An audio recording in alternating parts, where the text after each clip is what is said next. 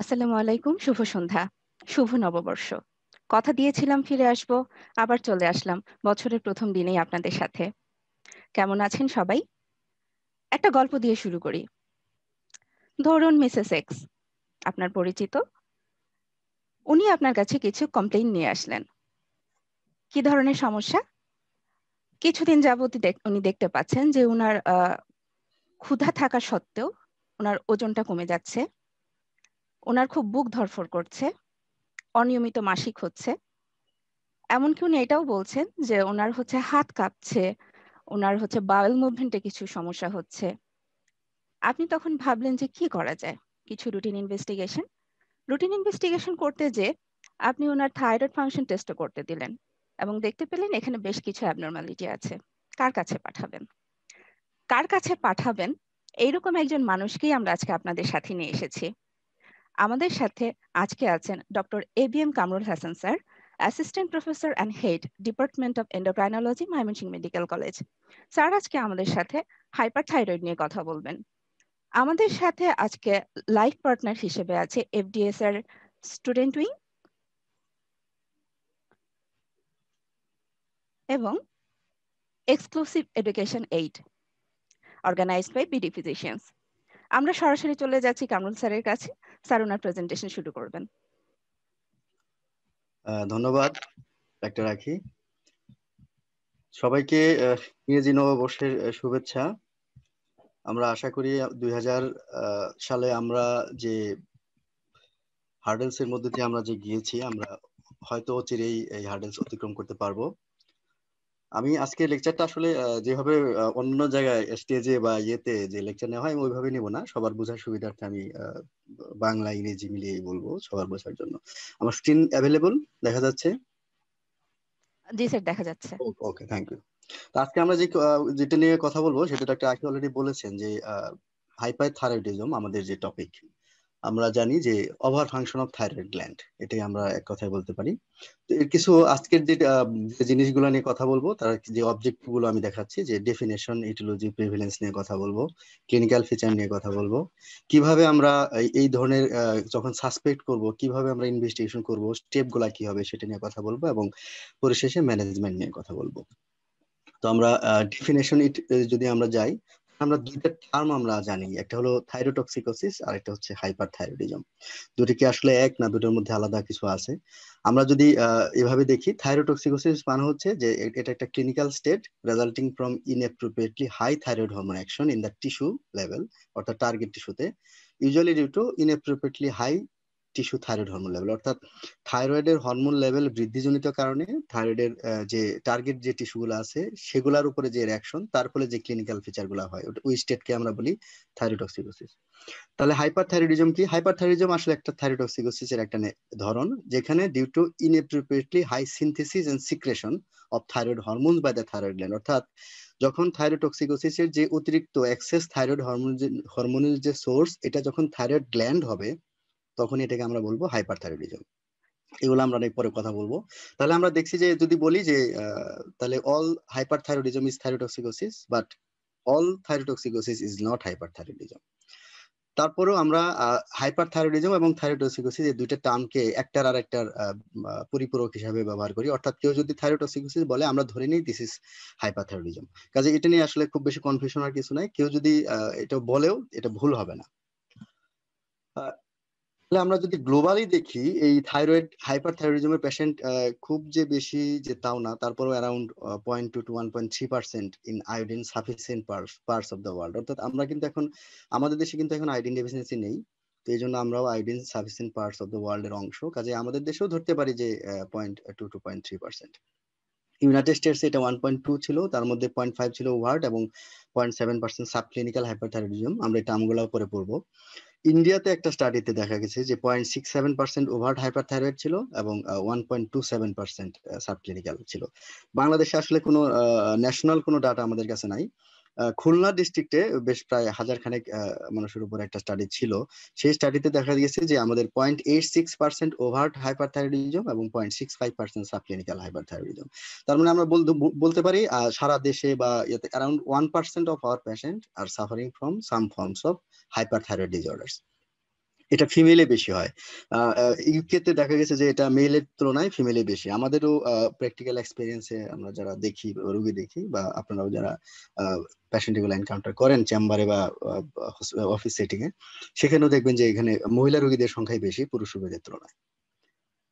আমরা একটু ব্যাকগ্রাউন্ডে ফিজিওলজি নিয়ে দুইটা কথা বলে নিই, যে এটা হলো থাইরয়েড হরমোন সিনথেসিসের যে নর্মাল যে ফিডব্যাক মেকানিজম। সেটা আমরা জানি যে বেশিরভাগ হরমোন আমাদের বডিতে এটা নেগেটিভ ফিডব্যাকে কন্ট্রোল হয়। অর্থাৎ একটা ট্রপিক হরমোন থাকে, ওই হরমোন কাজ করে হলো একটা টার্গেট গ্ল্যান্ডের উপরে, ওই এন্ডোক্রাইন গ্ল্যান্ড থেকে হরমোন সিনথেসিস হয়, এবং ওই হরমোন গুলো কোনো একটা টার্গেট টিস্যুতে কাজ করে। এই টার্গেট টিস্যু রেসপন্স প্লাস ওই হরমোনের যে রেসপন্স লেভেল, ওইটাকে আবার নেগেটিভলি ইনহিবিট করে তার যে কন্ট্রোলিং যে সাইড অর্গান সেগুলোর উপরে। সিমিলারলি থাইরয়েডের যে মেইন যে হরমোন সিনথেসিস সাইট, সেটা হলো থাইরয়েড গ্ল্যান্ড। এই থাইরয়েড গ্ল্যান্ডের আবার ইমিডিয়েট কন্ট্রোলার হচ্ছে অ্যান্টেরিয়র পিটুইটারি, যেখান থেকে টিএইচএইচ তৈরি হয়। আবার অ্যান্টেরিয়র পিটুইটারিকে কন্ট্রোল করে হচ্ছে হাইপোথ্যালামাস, যেটার থেকে থাইরোট্রপিন রিলিজিং হরমোন তৈরি হচ্ছে।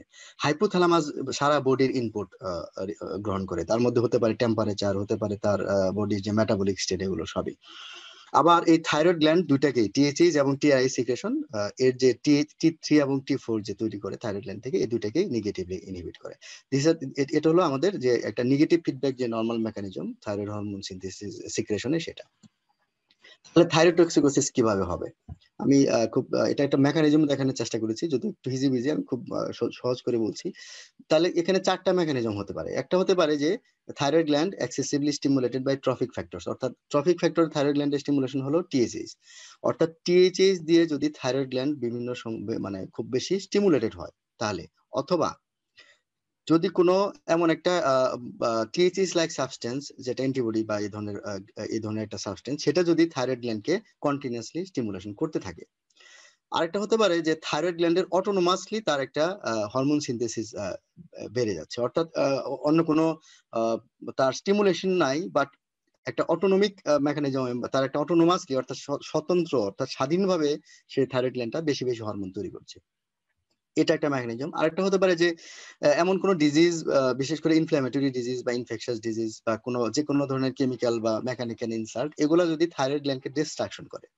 থাইরয়েড গ্ল্যান্ড ডিস্ট্রাকশন কি হলে কি হবে, থাইরয়েড ফলিকল থেকে তার যে প্রিফর্ম যে হরমোন যেগুলো ছিল, ওগুলা ব্লাড সার্কুলেশনে রিলিজ হবে, এবং তার ফলে একটা ট্রানজিয়েন্ট পিরিয়ডের জন্য হরমোনগুলোর লেভেল বেশি থাকবে, এবং পেশেন্টের থাইরয়েডক্সিকোসিস ডেভেলপ করবে।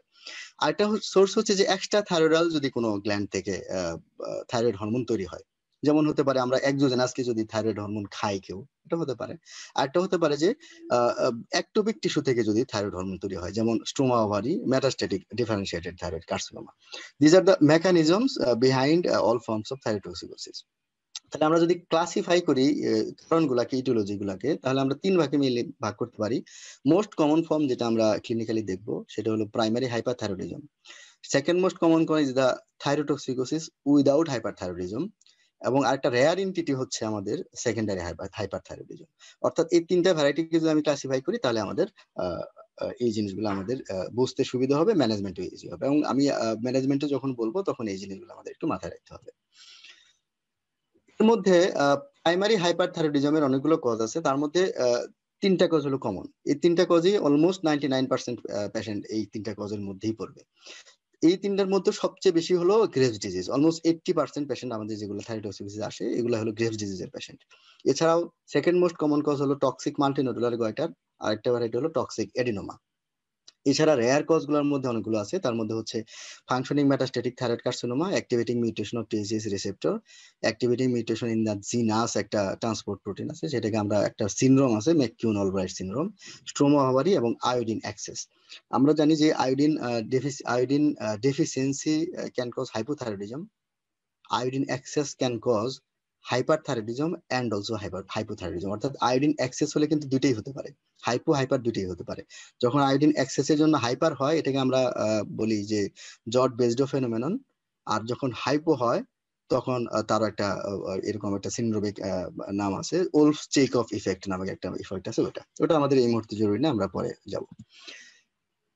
এছাড়াও আরেকটা টার্ম বলছিলাম, থাইরোটক্সিকোসিস উইদাউট হাইপারথাইরয়েডিজম। এখানে আমি বলি এটা হলো যে আমাদের লাস্ট যে মেকানিজম দেখিয়েছিলাম, অর্থাৎ থাইরয়েড গ্ল্যান্ড থেকে ডিস্ট্রাকশনের জন্য থাইরয়েড হরমোন রিলিজ, বিভিন্ন রকম, তার মধ্যে এই গ্রুপের মোস্ট কমন কজ হচ্ছে সাবএকুট থাইরয়েডাইটিস, যেটা আরো অনেক নাম আছে, আমরা পরবর্তী আসছি। এছাড়াও আরো থাইরয়েডাইটিস এর অন্যান্য ধরনের ভেরিয়েন্ট আছে, আমি এখানে যেগুলো দেখাচ্ছি সেগুলো আসলে বেসিক্যালি বিভিন্ন ধরনের থাইরয়েডাইটিস ফর্ম। সেটা হলে পেইনলেস থাইরয়েডাইটিস বা সাইলেন্ট থাইরয়েডাইটিস, অর্থাৎ এখানে ব্যথা হবে না, থাইরয়েড গ্ল্যান্ডের ব্যথা হবে না, যেটা বিভিন্ন ধরনের ড্রাগ ইনডিউসড হতে পারে, যেমন lithium, cytokine, interferon alpha, tyrosine kinase inhibitor. এই ওষুধগুলো বিভিন্ন ধরনের ডিজিজে, বিশেষ করে রিমাটোলজিক্যাল ডিজিজ বলেন, বিভিন্ন ইয়েতে ইউজ করা হয়। তো সেই ক্ষেত্রে আমাদের এগুলো মাথায় রাখতে হবে। পোস্টপার্টাম থাইরয়েডাইটিস একটা থাইরয়েডাইটিস আছে, যেখানে তার হাইপার থাইরয়েডিজম ডেভেলপ করতে পারে। অন্যান্য কারণে যদি থাইরয়েড হরমোন ডিস্ট্রাকশন হয়, যেমন এমিউডারন, এখানে আমি যদিও ডিটেল বলবো না, তারপরেও বলি যে amiodarone can cause hyper and hypo both. Radiation এবং ইনফ্রাকশন অফ অ্যাডিনোমা, এগুলো হলো থাইরয়েড গ্ল্যান্ড ডিস্ট্রাকশনের জন্য। এছাড়াও injection of excess thyroid hormone, যেটা আমরা বলি যে থাইরয়েড হরমোন যদি বাইরে থেকে কেউ খায়, ওটাকে আমরা বলি থাইরোটক্সিকোসিস ফ্যাকটিসিয়া, অর্থাৎ ফ্যাকটিসিয়াস থাইরোটক্সিকোসিস। এছাড়াও কেউ যদি থাইরয়েড টিস্যু ডাইরেক্টলি খায়, এটা একটু মজার জিনিস, যেটা হলো যে থাইরয়েড টিস্যু আসলে ডাইরেক্টলি তো আমরা ওইভাবে খাবো না। খাওয়ার সোর্স হতে পারে যদি কোনো animal, under cooked animal thyroid tissue, এটা যদি আমরা খেয়ে ফেলি সেই ক্ষেত্রে হতে পারে। আমাদের দেশে না হলেও বাইরে, বিশেষ করে যে সমস্ত জায়গায় বার্গার তৈরি হয় গরুর নেক টিস্যু থেকে, ওদেরকে একটা সম্ভাবনা থেকে যায় যদি এটা আনপ্রসেসড থাকে এবং ভালো মতো কুক না করা হয়। এই টার্মটাকে অনেক সময় হ্যামবার্গার থাইরোটক্সিকোসিস এর একটা টার্ম আছে, যারা স্টুডেন্ট তাদের জন্য এটা একটু গুরুত্বপূর্ণ। এছাড়াও সেকেন্ডারি হাইপারথাইরয়েডিজম, আমি বলছি যে এখানে যেটা হবে যে থাইরয়েড গ্ল্যান্ডে টিএইচএইচ মেডিয়েটেড স্টিমুলেশন হবে, অর্থাৎ টিএইচএইচ বা টিএইচএইচ লাইক সাবস্টেন্স। এদেরও বিভিন্ন ভ্যারাইটি আছে, তার মধ্যে একটা হতে পারে যে TSH secreting pituitary adenoma, thyroid hormone resistance syndrome. Thyroid hormone অনেকগুলো রেজিস্ট্যান্স সিনড্রোম আছে, এগুলো বিভিন্ন রকমের ক্লিনিক্যাল ফিচার এবং বায়োকেমিক্যাল ফিচার নিয়ে আসে, আমাদের সেটিং এ খুবই কম। আরেকটা হচ্ছে জেস্টেশনাল থাইরোটক্সিকোসিস, আর একটা হচ্ছে কোরিওনিক গোনাডোট্রোপিন সিক্রেটিং টিউমার্স। তো আমাদের এগুলো হচ্ছে যে সেকেন্ডারি হাইপার থাইরয়েডিজমের cause due to excess TSH or TSH like substance. যেমন কোরিওনিক গোনাডোট্রোপিন এবং জেস্টেশনাল থাইরোটক্সিকোসিস, এই দুই ক্ষেত্রেই হিউম্যান কোরিওনিক গোনাডোট্রোপিন যে হরমোন সেখানে অ্যাক্সেস হয়। এটা আমরা আরেকটা, আমরা যখন যে রিভিউ যে করব থাইরয়েডের, যে আমরা যে হ্যান্ডস অন ট্রেনিং করব, তখন আমরা এগুলো নিয়ে ডিটেলে যাব।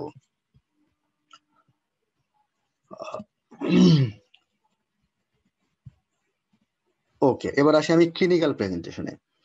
ফরগেট অ্যাবাউট দ্য পিকচার, আমি যেগুলো বলি এগুলো শুনুন। সিমটম, প্রথম কথা হলো ভেরিয়েবল সিমটম হতে পারে এবং সিমটম ডিপেন্ডস, অর্থাৎ এক একজনের সিমটম এক এক রকম হবে। কারো সিমটম দেখা যাচ্ছে যে টিপিক্যাল ফিচার নিয়ে আসবে, কেউ অ্যাটিপিক্যাল ফিচার নিয়ে আসবে।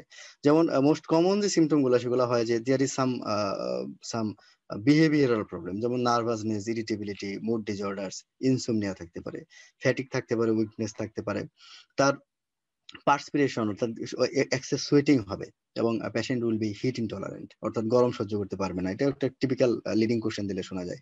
ট্রেমর এবং হাইপার অ্যাক্টিভিটি বোঝা যায়, পেশেন্ট একদম সুস্থিরভাবে বসে থাকতে পারে না, সে এদিক সেদিক নড়াচড়া করবে, দেখবেন অস্থির অস্থির একটা অবস্থা থাকে। এবং পেশেন্টের ট্রেমর থাকে, রেস্টিং ট্রেমর, যেটা ফাইন ট্রেমর আমরা বলি সেটা। এপিটেট চেঞ্জ, আমি এখানে ডাইরেক্টলি ইনক্রিজ এপিটেট বলি নাই, কারণ কিছু কিছু পেশেন্টের, ইউজুয়ালি পেশেন্টের এপিটেট ইনক্রিজ থাকে, এবং weight change usually weight loss থাকে, বাট মানে এটা কিন্তু স্বতঃসিদ্ধ না, তার রিভার্স ঘটনাও ঘটতে পারে। স্টোল ফ্রিকোয়েন্সি, এটা ডায়রিয়া না হলেও এটা যেটা বলা যায় যে তার বারবার যে ইয়েতে যাওয়া, বাথরুমে যাওয়ার টেন্ডেন্সি বেড়ে যায়, হাইপার ডেফিকেশন আমরা বলতে পারি। থার্স্ট অ্যান্ড পলিউরিয়া, সো যেহেতু এখানে থার্স্ট আছে, পলিউরিয়া আছে, ওয়েট লস থাকে, হাইপার ফেজিয়া থাকবে, কাজেই এটা কিন্তু ডায়াবেটিসের একটা ডিফারেন্সিয়াল ডায়াগনোসিস হিসেবে বলতে হয় পরীক্ষাতে, বিশেষ করে। Menstrual disturbance due to lack due to effect in the gonadotropin hormones, এটা বিভিন্ন রকমের ইফেক্ট আছে, আমি ডিটেলে যাব না, তবে ইউজুয়াল যেটা হয় এখানে সব ধরনের মেনস্ট্রুয়াল ডিস্টারবেন্স এখানে হতে পারে, অ্যামোনিরিয়া হতে পারে, অলিগোমেনিরিয়া হতে পারে, তার ম্যানোরেজিয়া হতে পারে, সব ধরনের মেনস্ট্রুয়াল ডিস্টারবেন্স এখানে হতে পারে, এটা মনে রাখতে হবে। আর মেল সেক্সুয়ালিটির উপরে ইফেক্ট থাকে, specially there is loss of libido এবং ইরেকটাইল ডিসফাংশন, কারণ এখানে টেস্টোস্টেরনের যে এর যে সিনথেসিস এবং অ্যাকশন দুটেই তার ইম্পেয়ার্ড হয়।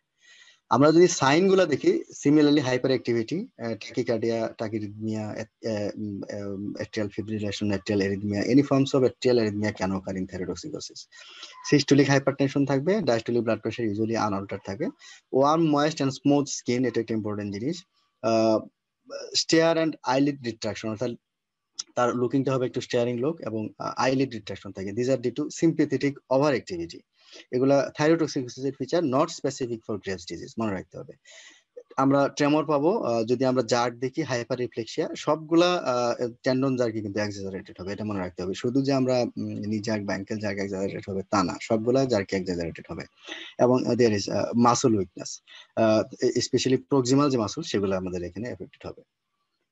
এখানে আমি অলরেডি বলছিলাম যে এখানে যে রেস্টলেসনেস, ওভার অ্যাক্টিভিটি, ট্রেমর, টাকিকার্ডি এগুলা হয়, এগুলা ডিউ টু অ্যাড্রিনার্জিক, হাইপার অ্যাড্রিনার্জিক ম্যানিফেস্টেশন এগুলা। কিন্তু মজার ব্যাপার হচ্ছে যে এখানে যে ব্লাডের যে ক্যাটেকোলামাইন লেভেল, এগুলা কিন্তু মানে অল্টার্ড হয় না, এগুলা নর্মাল থাকে। এটা বলা হয় যে এখানে বিটা অ্যাড্রিনার্জিকের রিসেপ্টর নাম্বার, এফিনিটি বেড়ে যায়, অথবা তার পোস্ট রিসেপ্টর যে সিগন্যালিং যে মেকানিজম, সেটা অগমেন্টেড হয়। তো এই জিনিসগুলো আমাদের মনে রাখতে হবে। এখানে অ্যাড্রেনালিন বা ক্যাটেকোলামাইনের যে সিনথেসিস বা তার যে ব্লাড কনসেন্ট্রেশন, এগুলো কিন্তু বাড়ে না।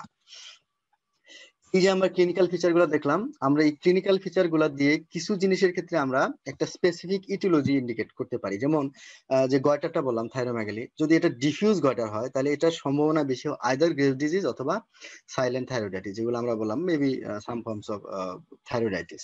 যদি এটা ইউনি বা মাল্টিলোডুলার গয়টার হয় তাহলে এটা বুঝতে হবে যে this is autonomous thyroid hormone secretion, অর্থাৎ এটা this is example of thyroid autonomy.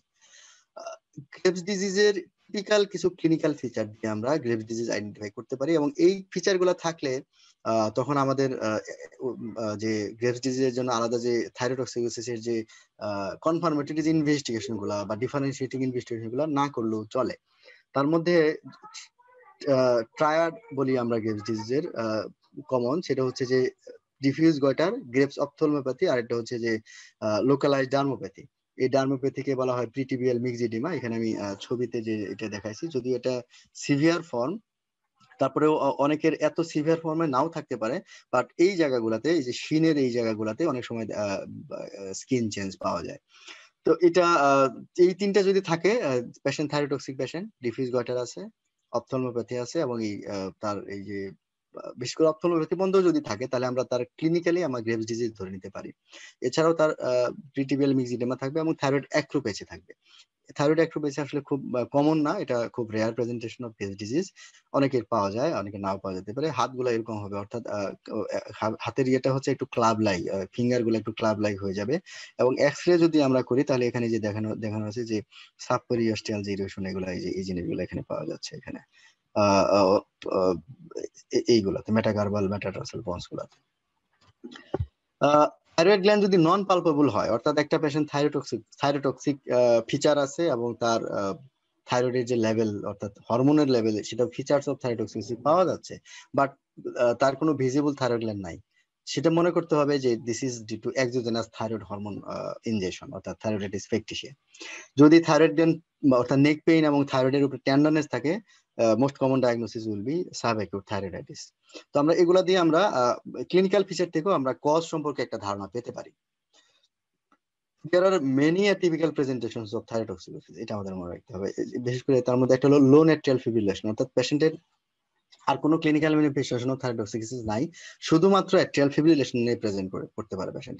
এই জন্য বলা হয় যে একটা পেশেন্ট যখন অ্যাট্রিয়াল ফিব্রিলেশন এবং অথবা হার্ট ফেলিউর নিয়ে প্রেজেন্ট করবে, it is a must to do a thyroid profile, অর্থাৎ এটা একটা মাস্ট। আরেকটা হতে পারে যে পাইরেক্সিয়া অফ আননোন অরিজিন। থাইরয়েডের পেশেন্টের বেশিরভাগ পেশেন্টেরই জ্বর বা জ্বর ভাব থাকবে, জ্বর ভাব এটা প্রায় সবার থাকবে, স্পেশালি সাব অ্যাকিউট থাইরয়েডাইটিস এর পেশেন্ট। এই পেশেন্ট গুলা কিন্তু আপনার দীর্ঘদিনের জ্বর, ওজন কমে যাচ্ছে, এই ধরনের সিমটম নিয়ে আসতে পারে, এবং এদের ডায়াগনোসিস অনেক সময় ডিলে হয়। এছাড়াও mal absorption symptom due to gut pathology. আরেকটা আনকমন ম্যানিফেস্টেশন হলো periodic paralysis. It may be hypokalemic or hyperkalemic, দুটাই হতে পারে। তবে হাইপোক্যালেমিক পিরিয়ডিক প্যারালাইসিসটা আমাদের সেটিং এ বেশ কমন, ইউজুয়ালি ইয়াং পেশেন্টের হয়, মেইলে বেশি হয়। অ্যাপ্যাথেটিক হাইপার থাইরয়েডিজম, এটা একটা খুব মজার জিনিস। এটা হলো ওল্ড পেশেন্টের ক্ষেত্রে যদি থাইরোটক্সিকোসিস হয়, সেই ক্ষেত্রে দেখা যায় যে এদের ওজন কমা বা এই ধরনের প্রবলেম হয় না, তাদের দেখা যায় যে বরং ওয়েট গেইন হয়, এদের রুচি নষ্ট হয়ে যায়, বরং রুচি বাড়ার বদলে রুচি নষ্ট হয়ে যায়। তো এবং এক্সপ্রেশন গুলা, এই যে টিপিক্যাল যে টক্সিক যে ফিচার গুলো আমরা চিন্তা করি, এগুলো হবে না। এই এই জন্য এর নাম হচ্ছে অ্যাপ্যাথেটিক হাইপার থাইরয়েডিজম। এছাড়াও আরেকটা rare presentation thyroid associated orbitopathy or dermopathy maybe isolated, অর্থাৎ পেশেন্ট এগুলা প্রেজেন্ট করে অরবিটোপ্যাথি নিয়ে আয়ে অথবা ডার্মোপ্যাথি নিয়ে স্কিন বিডিতে। দেখা যাচ্ছে যে শুধুমাত্র তার প্রপটোসিস বাইল্যাটারাল বা ইভেন ইউনিল্যাটারাল এটা নিয়ে উনি কনসালটেশন করছেন, though it may be a case of Graves disease. এবং ইউনিল্যাটারাল এবং বাইল্যাটারাল প্রপটোসিসের মোস্ট কমন যে ডিফারেন্সিয়াল ডায়াগনোসিস সেক্ষেত্রে কিন্তু গ্রেভস অপথলমোপ্যাথি বলতে হবে। ডার্মোপ্যাথি নিয়েও একটা আইসোলেটেড প্রেজেন্টেশন, যদিও ভেরি রেয়ার এটা হতে পারে। এটা আবার কিছু জিনিস হতে পারে যে অরবিটোপ্যাথি বা ডার্মোপ্যাথি এটা সাধারণত টক্সিক থাইরোটক্সিক হওয়ার পরে হয় বা একসাথে হয়, কিন্তু এটা আগেও থাইরোটক্সিক হওয়ার আগেও এটা নিয়ে প্রেজেন্টেশন করতে পারে। চিলড্রেনের ক্ষেত্রে কিছু অ্যাটিপিক্যাল প্রেজেন্টেশন হয়। একটা হলো যে attention deficit hyper activity disorder, এটা একটা কমন। এটা একটা বেসিক্যালি অনেক সময় পেশেন্ট চাইল্ড সাইকিয়াট্রিস্টের কাছে যান। এছাড়া টল স্ট্রেচার, এটা একটা ইম্পর্টেন্ট জিনিস যে অনেক সময় দেখা, কারণ এটা হলো যে মেটাবলিজম বাড়ায় যায়, এই জন্য পেশেন্টের স্ট্রেচার টল নিয়ে আসতে পারে। এবং অনেক সময় পেশেন্টের পিউবার্টাল প্রবলেম নিয়ে আসতে পারে, আর্লি পিউবার্টি বা ডিলেড পিউবার্টি এই ধরনের প্রবলেম নিয়ে আসতে পারে। এছাড়া কিছু রেয়ার প্রেজেন্টেশন আছে, এগুলো খুব আনকমন, ইউজুয়ালি এগুলো আইসোলেটেড হয় না, তারপরে আইসোলেটেড ম্যানিফেস্টেশন মে প্রেজেন্ট। যেমন একটা হলো হাইপার পিগমেন্টেশন, গাইনোকোমাসিয়া, আর্টিকেরিয়া, রেবডোমাইলাইসিস, লিম্ফাডেনোপ্যাথি যেটা জেনারেলাইজ লিম্ফাডেনোপ্যাথি হতে পারে, থাইমিক হাইপারপ্লাসিয়া এবং hepatosplenomegaly. This are very rare but we should keep in mind. Now how to investigate, খুবই ইম্পর্টেন্ট জিনিস। আমরা রোগী তো এসে বলবে না যে আমার থাইরোটক্সিকোসিস হয়ে গেছে, বা ক্লিনিক্যাল ফিচার অনেক সময় কনফিউজিং যেহেতু হতে পারে, কাজেই আপনার বেসিক্যালি এন্ডোক্রাইনোলজি যখন আপনি suspicion is very important, and to treat investigation is very important. Investigation ছাড়া বেসিক্যালি আপনি কোনো ডিজিজে আপনি এখানে ডায়াগনোসিস করতে পারবেন না। সেই জন্য এই ইনভেস্টিগেশনের প্রসিডিউর এবং স্টেপস গুলা বুঝতে হবে। আপনি যদি সব একবারে করেন সেক্ষেত্রে বা অনেক সময় কনফিউশনে পড়তে পারেন। আবার দেখা গেলো যে কোনো ইম্পর্টেন্ট ইনভেস্টিগেশন ছাড়া যদি ম্যানেজমেন্ট শুরু করেন, তাহলে অবশ্যই আপনার জিনিসটা ভালো ম্যানেজমেন্ট আপনার গোল অ্যাচিভ করতে পারবেন না, এবং অনেক সময়ই ডায়াগনোসিস ইনকারেক্ট হওয়ার সম্ভাবনা আছে। So this is very much important to investigation, to know the investigations in hyperthyroidism. তাহলে ইনভেস্টিগেশন কিভাবে করব? First of all diagnosis of thyrotoxicosis, অর্থাৎ পেশেন্টের আদৌ থাইরোটক্সিকোসিস আছে কিনা, নাম্বার ওয়ান। নাম্বার টু হলো search for etiology and then other relevant investigation. এখানে আমি বলে রাখি যে without establishment of etiology of thyrotoxicosis you must not treat a patient. This is rule. আপনার যদি ওখানে ফ্যাসিলিটি না থাকে ইনভেস্টিগেশনের, যে এটা আপনার ডেফিনিটিভ ডায়াগনোসিস করতে পারছেন না, তাহলে you must refer to higher centre. অথবা আপনি যদি নিজে অ্যাবল না হন, কারণ এটা আসলে বেসিক্যালি জিপি লেভেলের অনেক সময় সম্ভব হবে না, সেই ক্ষেত্রে অবশ্যই specialist refer, this is very essential. এখানে হাইপোথাইরয়েডের সাথে এটা একটা মানে জরুরি বিষয়, যেহেতু হাইপোথাইরয়েড প্রাইমারি হাইপোথাইরয়েড আপনার ট্রিটমেন্ট একই, লেভোথাইরোসিন রিপ্লেসমেন্ট, কিন্তু থাইরোটক্সিকোসিসের ট্রিটমেন্ট কিন্তু একরকম না। আপনার মনে হতে পারে জিনিসটা খুব আসলে খুব ইজি, আসলে একটু মানে সমস্যা হয় অনেক সময়। আমাদের অনেক কলিগরাও আমি দেখি যে এখানে মানে দিস ইজ এ বিগ, আমি বলি যে এন্ডোক্রাইনোলজির জন্য বিভিন্ন রকমের গর্ত আছে, যে ভুল করার সম্ভাবনা আছে। এই জায়গাটা একটা মানে বড় একটা গর্ত, যেখানে ফ্রিকুয়েন্টলি অনেক সময় ডায়াগনোসিস ভুল হয়। সো এটা আমাদের ইটিওলজি এস্টাবলিশমেন্ট না করে আপনি কোনো ধরনের ট্রিটমেন্ট এখানে শুরু করতে পারেন না, এটা একটা এই জিনিসটা মাথায় রাখবেন। তাহলে থাইরোটক্সিকোসিসে ইউজুয়াল যে ক্লিনিক্যাল ইনভেস্টিগেশন আমরা সাধারণত দিই, মনে রাখবেন যে থাইরোটক্সিকোসিস যদি কাউকে সাসপেক্ট করেন, you must give all three, অর্থাৎ সিরাম টিএসএইচ, আপনার ওখানে যদি ফ্যাসিলিটি ভালো হয়, ল্যাব ভালো হয়, তাহলে free T four, free T three দিতে পারেন। তবে আমি প্রেফার করি হলো TSH, free T four, total T three. কারণ আমেরিকান যে গাইডলাইন, ওরাও টোটাল টি থ্রি থেকে উপরে বেশি গুরুত্ব দেয়।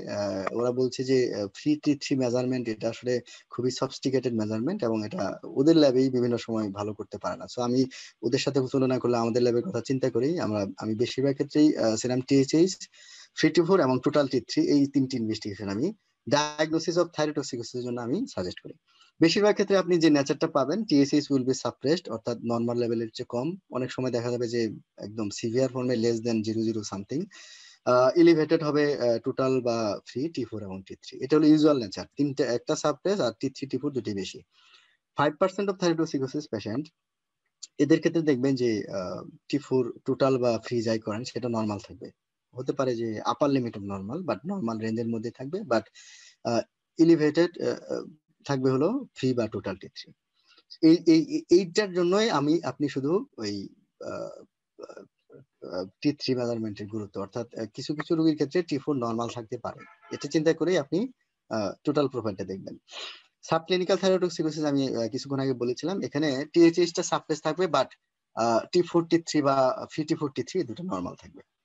আর সেকেন্ডারি থাইরয়েডোটক্সিকোসিসের ক্ষেত্রে যেটা আমরা বলেছিলাম যে যেমন পিটুইটারি সিক্রেটিং এডিনোমা যদি হয়, সেই ক্ষেত্রে সবগুলাই বাড়তি, অর্থাৎ THH T4 T3 তিনটাই বাড়তি থাকবে। এটা কিন্তু মানে কোনো যে তার যে ইউজুয়াল যে ফিডব্যাক মেকানিজম দেখেন সেখানে সেটা ভায়োলেট করছে, অর্থাৎ THH যদি T4 T3 বেশি থাকে তাহলে THH কমে যাওয়ার কথা, কিন্তু সেটা না হয়ে THH টা বেশি হচ্ছে। This indicates THH producing pituitary adenoma or THH resistance, thyroid যে রেজিস্ট্যান্স যে সিনড্রোম যেগুলো, সেগুলো বিশেষ করে THH রেজিস্ট্যান্স সিনড্রোম এই টাইপের। তো এই ধরনের পিকচার আমাদের থাইরয়েড হরমোন প্রোফাইলে আমরা পাবো। এরপর আমাদের সেকেন্ড কাজ হচ্ছে ইটিওলজি সার্চ করা। যখনই আমি এরকম ফিচার পাবো, আমাদের ইটিওলজি এস্টাবলিশ করতে হবে। আমি যে তিনটা টেস্টের নাম লিখলাম, এটা হলো ক্রমান্বয়ে এইভাবে বাইরের দেশে করে। আনফরচুনেটলি আমাদের দেশে ফার্স্ট যে ইনভেস্টিগেশন যেটা আমি লিখেছি যে THH রিসেপ্টর অ্যান্টিবডি বা থাইরোট্রোপিন রিসেপ্টর অ্যান্টিবডি, অনেক সময় থাইরয়েড স্টিমুলেটিং ইমিউনোগ্লোবুলিন, বিভিন্ন ধরনের নাম আছে, ট্র্যাপ বা TSI, বিভিন্ন রকম নাম আছে। ট্র্যাবের একটা ভ্যারাইটি হচ্ছে TSI। সো এই ধরনের যে অ্যান্টিবডি টেস্ট আমাদের দেশে খুব বেশি অ্যাভেলেবল না, ইদানিং হায়ার সেন্টারগুলোতে শুরু হলেও ম্যাক্সিমাম পেরিফেরিতে আমি এটা অ্যাভেলেবল করা যায় না এখন পর্যন্ত, এবং cost is very high. So this is not a routine test, এবং আমরা অনেক সময় করতে পারি না। সেকেন্ড যে ইনভেস্টিগেশন সেটা হলো থাইরয়েড আলট্রাসোনোগ্রাফি, এটা আমাদের মোটামুটি অ্যাভেলেবল। আর এটা হলো আইসোটোপ স্ক্যান। আইসোটোপ স্ক্যানটা আমাদের প্রাইভেট কেয়ার সেটিং যেগুলো আছে, আমাদের এখানে ঢাকায় দু একটা সেন্টার বাদে আর কোথাও অ্যাভেলেবল না। এটা আমরা সাধারণত যে বিভিন্ন গভর্নমেন্ট হসপিটালের যে ইনস্টিটিউট অফ নিউক্লিয়ার মেডিসিন, যেটা ইনমাস এখন বলে, ওদের কাছে এটা অ্যাভেলেবল আছে। TSH রিসেপ্টর অ্যান্টিবডি, এটা হলো this is a very specific marker of Graves disease. এটা আমাদের মনে রাখতে হবে যে এটা পজিটিভ মানে ধরে নিতে হবে যে দিস ইজ গ্রেভস ডিজিজ, এবং গ্রেভস ডিজিজের অ্যারাউন্ড 90% পেশেন্টের এটা প্রেজেন্ট থাকবে।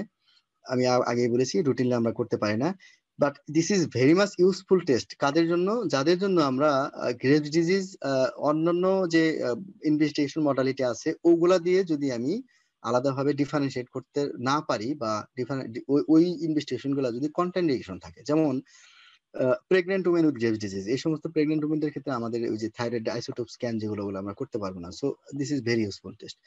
আর এটা হলো আইসোলেটেড থাইরয়েড অ্যাসোসিয়েটেড অপথলমোপ্যাথি বা ডার্মোপ্যাথি, অর্থাৎ কারো অরবিটোপ্যাথি বা ডার্মোপ্যাথি আছে বাট পেশেন্টের এখনো ক্লিনিক্যালি থাইরয়েডক্সিক নয়, সেক্ষেত্রে আমি যদি তার ট্র্যাপ পজিটিভ পাই তাহলে বুঝতে হবে দিস ইজ গ্রেভস ডিজিজ, এখনো তার থাইরয়েডক্সিক ফেজে যায়নি। আরেকটা ইউজফুল ইউজ হচ্ছে যে ড্রাগ থেরাপি দেওয়ার পরে গ্রেভস ডিজিজের ক্ষেত্রে পেশেন্টটা রিমিশনে যাবে কিনা, এবং স্পেশালি আরেকটা হলো যে প্রেগনেন্ট ওমেন থার্ড টাইমেস্টারের ক্ষেত্রে আমরা এন্টি থাইরয়েড ড্রাগ বন্ধ করব কিনা, সেটা বোঝার জন্য অনেক সময় এই ট্র্যাবের হেল্প নিতে হয়। এই জিনিসগুলো আমরা ক্লিনিক্যালের এই সেটিং গুলোতে আমরা এই ট্র্যাবের ইউজটা বেশি করতে পারি।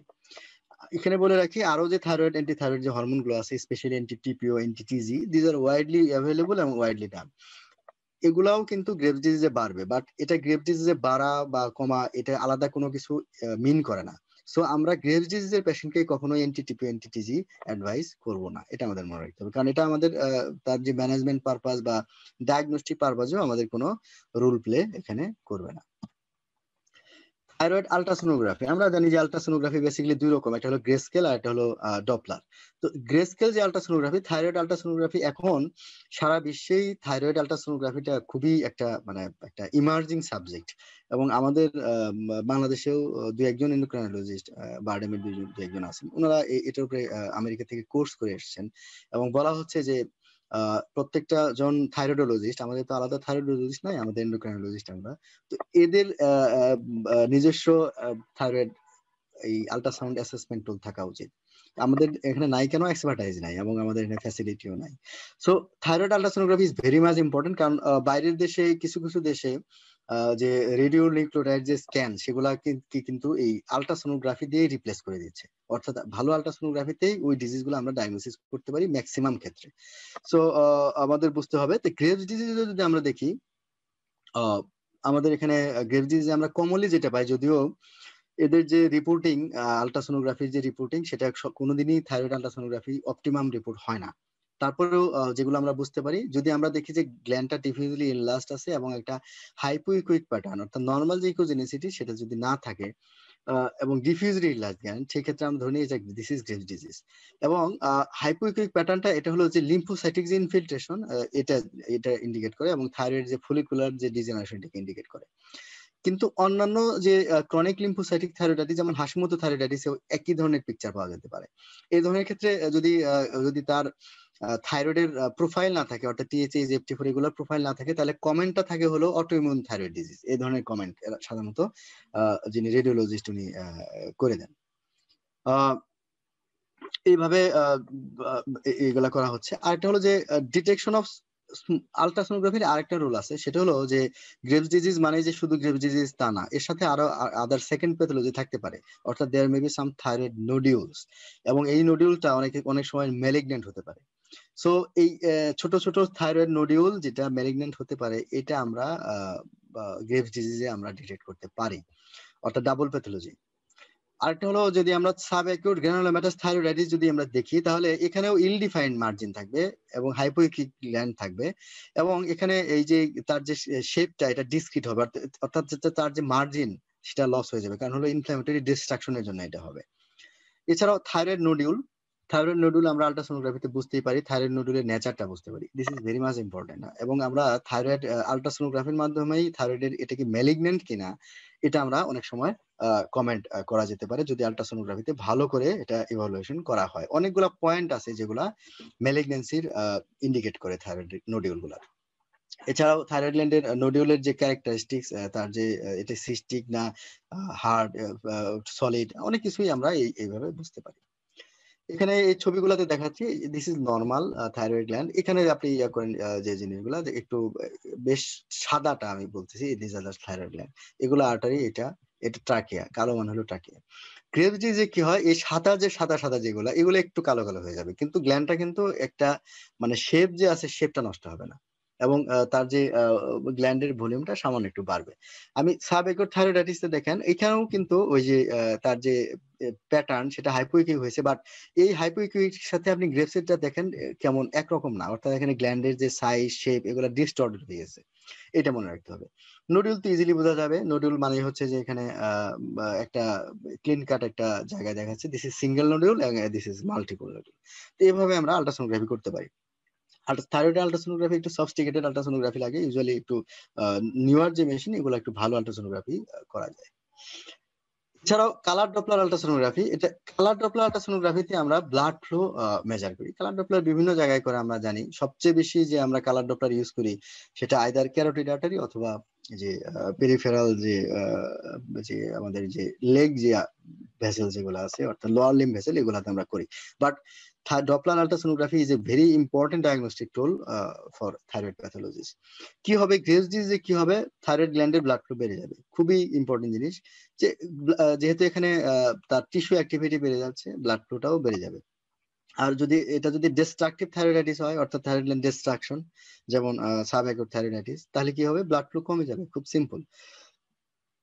এবং গ্রেভস ডিজিজের যে প্যাটার্ন, ব্লাড ফ্লো প্যাটার্ন, এটাকে বলা হয় থাইরয়েড ইনফার্নো।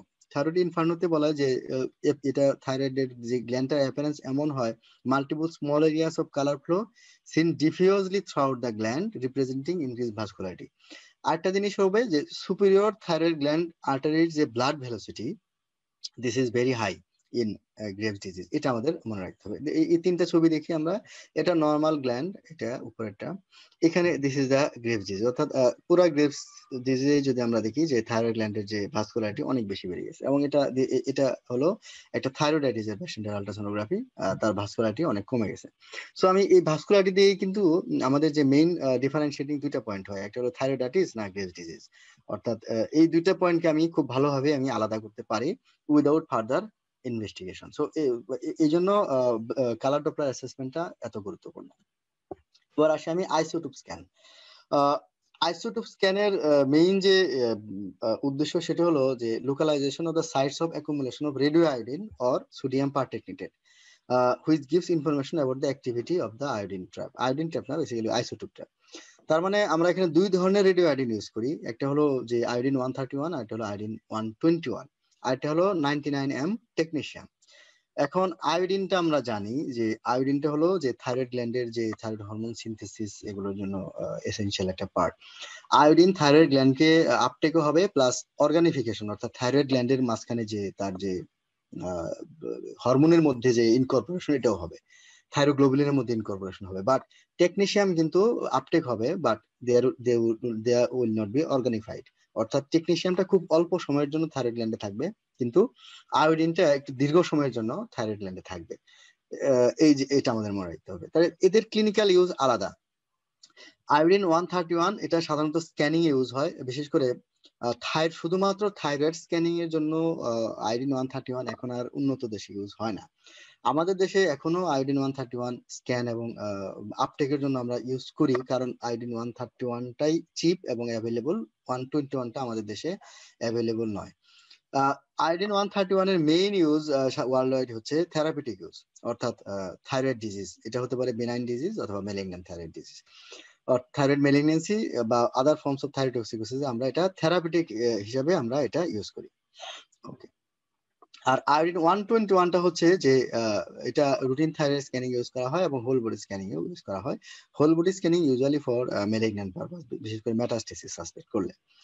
আর টেকনিশিয়াম যেটা আমরা স্ক্যান করি সেটা ওয়াইডলি অ্যাভেলেবল, আমরা রুটিন ইমেজিং আপটেকের জন্য আমরা এটা ইউজ করি।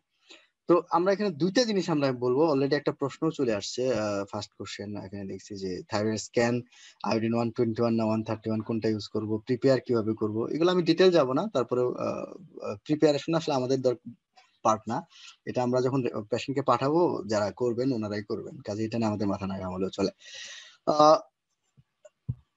তাহলে আইসোটোপ স্ক্যান গুলোর মধ্যে আমি এখানে এই টেবিলটাতে একটু পার্থক্যগুলো আমি দেখানো চেয়েছি। অল সোর্স হলো ইউরেনিয়াম, কিন্তু টেকনিশিয়ামটা মোলিবডেনাম ইউরেনিয়াম, এটা দুটেই। এখানে হাফ লাইফটা হলো যেটা আমরা বলেছিলাম যে খুবই শর্ট ডিউরেশন টেকনিশিয়ামের ক্ষেত্রে। রেডিয়েশনটা হলো আয়োডিন 131 হাইয়েস্ট রেডিয়েশন দেয়, এই জন্য আমরা আয়োডিন 131টাকে এখন শুধুমাত্র থেরাপিউটিক পারপাসের দিকে দিচ্ছি। টেকনিশিয়ামটাকে আমরা বেশি লোয়েস্ট রেডিয়েশন দেয় বলে এটা আমরা ইউজ করছি। ইমেজ কোয়ালিটি টেকনিশিয়াম ভালোই আসে, সবগুলাই টেকনিশিয়াম ইনজেকশন দিতে হয়, আর আয়োডিনটা সাধারণত মুখে খাওয়াতে হয়। এবং টেকনিশিয়ামটা ইজিলি অ্যাভেলেবল এবং ইনএক্সপেন্সিভ, এই জন্য আমাদের দেশে টেকনিশিয়ামের ব্যবহার বেশি। সো আমরা যখন অ্যাডভাইস দেব থাইরয়েড আল্ট্রাসাউন্ড এন্ড স্ক্যান, এটা লিখে দিলে দুটা কাজই করবে। একটা হলো যে দুইটা জিনিস দেখবে, আল্ট্রাসোনোগ্রাফিতে করবে এবং স্ক্যান করবে। স্ক্যানের যে ছবি দিবে আমি ছবিগুলো দেখাবো আপনাদের বোঝার সুবিধার্থে।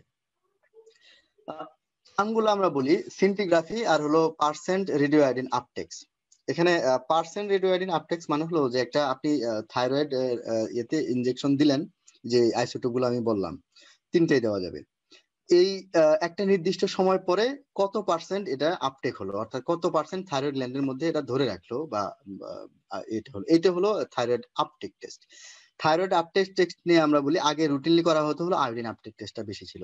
দেখা যেত যে আজকে ইনজেকশন দেওয়া, মুখে খাওয়াই দেওয়া হলো আয়োডিন, সাধারণত কিছু কিছু ক্ষেত্রে টাইমড এটাকে আপটেক ইউজ করা হতো, 12 ঘন্টা 24 ঘন্টা ইভেন 72 ঘন্টা পরেও এই আপটেকটা নেওয়া হতো, এবং এটা পার্সেন্ট বুঝে তার ডায়াগনোসিস হতো যে এটা কি গ্রেভস ডিজিজ, এটা কি সাবেকুর থাইরয়েডাইটিস, এটা কি আয়োডিন ডেফিসিয়েন্সি, এগুলো।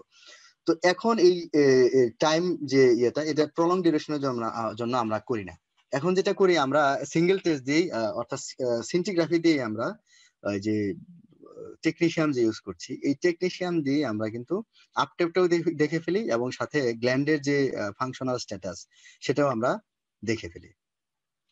যদি আপটেক বেশি হয় বলেই যে ইনক্রিজড রেডিও ট্রেসার কনসেন্ট্রেশন বলে দিবে, একদম ডাইরেক্টলি বলে দিবে, তার মানে হলো তার রেডিও ট্রেসার কনসেন্ট্রেশনটা বেশি, এটা বলে দিবে, এবং এটা ডিফিউজ হবে। পার্সেন্ট আপটেক এখন আর রুটিনলি দেখা হয় না, তারপরেও ট্রাবলসাম কেসে দেখা হতে পারে। তাহলে আপটেকটা আমরা বললাম যে আপটেকটা কি বোঝাবে এখানে, ডিফারেন্সিয়াল ডায়াগনোসিস অফ থাইরোটক্সিকোসিস, অর্থাৎ either it is high uptake thyrotoxicosis or it is low uptake thyrotoxicosis. তাহলে দুইটা টার্ম আমরা পরের স্লাইডে আমি দেখাচ্ছি, যে this is high uptake thyrotoxicosis, this is low uptake thyrotoxicosis. এই জিনিসটা মনে রাখতে হবে। এই ডায়াগনোসিসের জন্য এটা আমাদের আপটেকটা এইভাবে ধরি। এছাড়াও আপটেকের কিছু থেরাপিউটিক পারপাজে আমরা করি, যেমন যদিও গ্রেভস ডিজিজ বা মাল্টিনোডুলার গটারের ক্ষেত্রে বেশিরভাগ ক্ষেত্রেই প্র্যাকটিস হচ্ছে একটা ফিক্সড ডোজ ইউজ করা, অর্থাৎ একটা মোটামুটি একটা ডোজ নির্দিষ্ট করা থাকে, 12, 14, 18 MCI, ওটাই খাওয়াই দেয়। সাধারণত এখন ওই কত পার্সেন্ট আপটেক হলো এটা হিসাব করে আর ওই ডোজ দেওয়া হয় না। এটা ইন প্র্যাকটিস, এটা বাংলাদেশ না সারা বিশ্বেই প্র্যাকটিস এটা। কিন্তু তারপরেও আইডিয়াল হলো যে কত পার্সেন্ট আপটেক হলো একটা ক্যালকুলেশন আছে, ওইটাকে ক্যালকুলেশন করে তার যে রেডিও আয়োডিন যে ওইটা ডোজ ঠিক করা হয়, এটা একটা বিষয়। সিমিলারলি একই কথা ওই থাইরয়েড ক্যান্সারের পরে যে রেমনেন্ট আপটেক কতটুকু হয়, অর্থাৎ থাইরয়েড গ্ল্যান্ডের মধ্যে যে বেডে যে তার কোনো রেসিডুয়াল থাইরয়েড টিস্যু রয়ে গেল কিনা সেটা দেখার জন্য আপটেকটা দেখা হয়। তাহলে এটা একটা পোর্শন গেল। এবার আসি পিওর সিন্টিগ্রাফি। সিন্টিগ্রাফিতে আমরা মেলে দেখি ফাংশনাল স্ট্যাটাস, এটা কি হট না কোল্ড, এই ধর নাকি এটা নন ফাংশনিং নডিউল, না এটা আইসো, এই টাইপের নডিউল। হট কোল্ড মানে হলো হট মানে হলো ফাংশন বেশি, কোল্ড মানে হলো ফাংশন কম, এটা। এছাড়াও একটোপিক থাইরয়েড টিস্যু আছে কিনা, যেমন যদি কারো লিঙ্গুয়াল থাইরয়েড থাকে, সেই ক্ষেত্রে কারো মিডিয়াস্টাইনাল থাইরয়েড থাকতে পারে, অর্থাৎ সাবস্টাইনাল গয়টার থাকতে পারে, এগুলো। এবং হোল বডি স্ক্যান এই সিন্টিগ্রাফির মাধ্যমে করা হয়, অর্থাৎ থাইরয়েডের ক্যান্সারের যে পোস্ট অপারেটিভ যে ম্যানেজমেন্ট, সেখানেও এই সিন্টিগ্রাফির গুরুত্ব আছে। তাহলে আমরা কিন্তু দুইটা পারপাজে আমরা এখন টেকনিশিয়ান ইউজ করছি। আমরা কিন্তু এখন আয়োডিন সেটা আমরা ইউজ করছি না, কিন্তু বাইরের দেশে 121 আয়োডিনটা 131 আয়োডিনটা থেরাপিউটিক পারপাজে ইউজ হয়, যেটা আমরাও তাই করছি। আর 123 আয়োডিনটা ওরা অনেক সময় ইউজ করে এই যে ডায়াগনস্টিক পারপাজে, সেটা আমাদের দেশে অ্যাভেলেবল নয়। আমাদের এইটুকু মনে রাখলেই হবে মানে এই বিষয়ে আর কি। আমি আগে বলেছিলাম যে থাইরোটক্সিকোসিসের মাধ্যমে আমরা এই যে টেস্টের মাধ্যমে হাই আপটেক থাইরোটক্সিকোসিস এবং লো আপটেকে ভাগ করে ফেলবো। হাই আপটেক থাইরোটক্সিকোসিসের কজ হচ্ছে এগুলো, একটা হলো যে Graves disease, inappropriate TSH hyper secretion, trophoblastic tumour, choriocarcinoma, hyperemesis gravidarum, familial gestational hyperthyroidism, এগুলা আনকমন। আর একটা হলো solitary hyper functioning adenoma multinodular goitre. আর হলো তার মানে হাই আপটেক থাইরোটক্সিকোসিসের মেইন কজ তিনটা। নাম্বার 1 গ্রেভস ডিজিজ, নাম্বার 2 হলো টক্সিক মাল্টিনোডুলার গয়টার, নাম্বার 3 হলো টক্সিক এডিনোমা। এই তিনটা হলো হাই আপটেক থাইরোটক্সিকোসিসের কজ। অর্থাৎ থাইরয়েড গ্ল্যান্ডের আপনি যে এটা পেয়েছেন, যে ছবিটা পেয়েছেন, ওখানে আপটেক বেশি হবে এই তিনটা ক্ষেত্রে। লো আপটেক মোস্ট কমন কজ হলো থাইরয়েডাইটিস, অর্থাৎ এটা সাব অ্যাকিউট থাইরয়েডাইটিস হতে পারে, পোস্টপার্টাম থাইরয়েডাইটিস হতে পারে, সাইলেন্ট থাইরয়েডাইটিস হতে পারে, ড্রাগ ইনডিউস থাইরয়েডাইটিস হতে পারে। এগুলা হলো এই কজ। আরেকটা হতে পারে যে আপনার ফেকটিশিয়াস, অর্থাৎ আপনার বাইরে থেকে যদি কেউ থাইরয়েড হরমোন খায়, সেটা হতে পারে।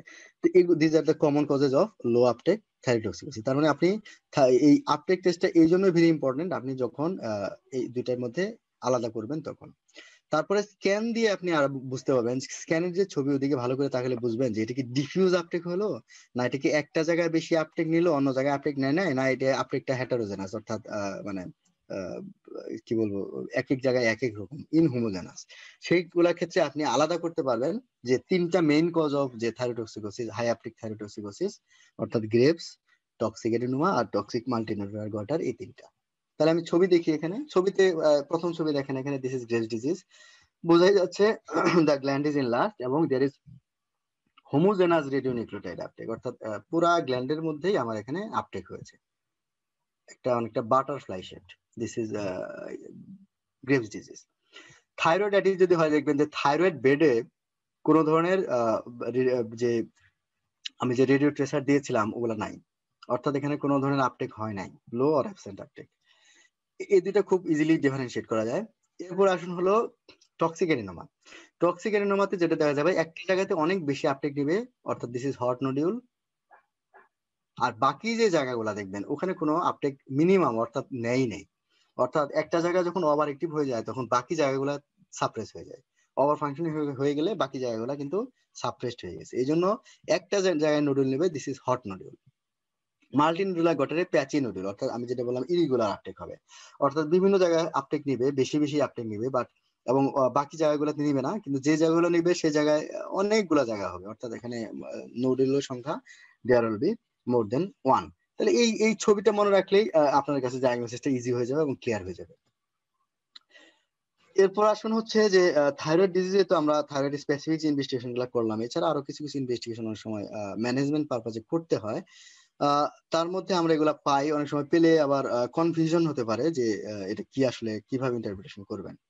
কিছু কিছু এনজাইম বেড়ে যায়, তার মধ্যে মোস্ট কমন যেগুলো সেটা হলো যে amino transferase ALT, serum ALT বেড়ে যেতে পারে, গামা গ্লুটামেট ট্রান্সফারেজ এবং অ্যালকালাইন ফসফেটেজ, লিভারে যে এনজাইম গুলো এগুলো অনেক সময় বেড়ে যেতে পারে। This is thyrotoxicosis itself. বিলিরুবিনটা সামান্য একটু বাড়তে পারে এবং সিরাম ক্যালসিয়াম লেভেল সামান্য একটু বাড়তে পারে, এবং একটু পটাশিয়াম লেভেলটা সামান্য একটু কমতে পারে। এছাড়া সিবিসিতে একটু এনিমিয়া পেতে পারেন। এনিমিয়া বিভিন্ন রকমের হতে পারে, এটা অটোইমিউন হতে পারে, এনিমিয়া ক্রনিক ডিজিজ হতে পারে, বিভিন্ন রকমের এনিমিয়া হতে পারে, একটু মাইল্ড এনিমিয়া থাকতে পারে। এছাড়াও যেটা ডিফারেন্সিয়াল কাউন্টটা এখানে জরুরি, সেটা হলো গ্রেভস ডিজিজের পেশেন্টের ক্ষেত্রে রিলেটিভ লিম্ফোসাইটোসিস থাকবে, অর্থাৎ নিউট্রোফিল এবং লিম্ফোসাইট দেখা যায় প্রায় সমান সমান পার্সেন্ট সমান সমান থাকে, যেমন 42-47 এরকম থাকে আর কি। এবং গ্রেভস ডিজিজের আরেকটা কনকমিনেন্ট হচ্ছে যেহেতু এটা ইমিউনো ডিজিজ এবং ইমিউনোলজিক্যাল ডিজিজ, অনেক সময় দেখা যায় যে ইমিউন থ্রম্বোসাইটোপেনিয়া গ্রেভস ডিজিজের একটা কনকমিনেন্ট পার্ট হিসেবে থাকতে পারে, এবং এটা দেখে নিতে হয়, এবং এটা আনকমন নয়।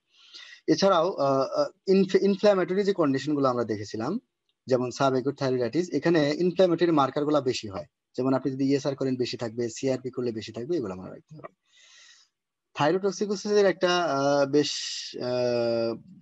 বড় একটা অংশের এদের আইজিটি পাওয়া যায়, সেটা মনে রাখবেন। হ্যাঁ, এবং কিছু কিছু ক্ষেত্রে ওভার ডায়াবেটিসও পাওয়া যেতে পারে, অর্থাৎ সেকেন্ডারি ডায়াবেটিসের একটা কমন কজ হচ্ছে আপনার এই থাইরোটক্সিকোসিস।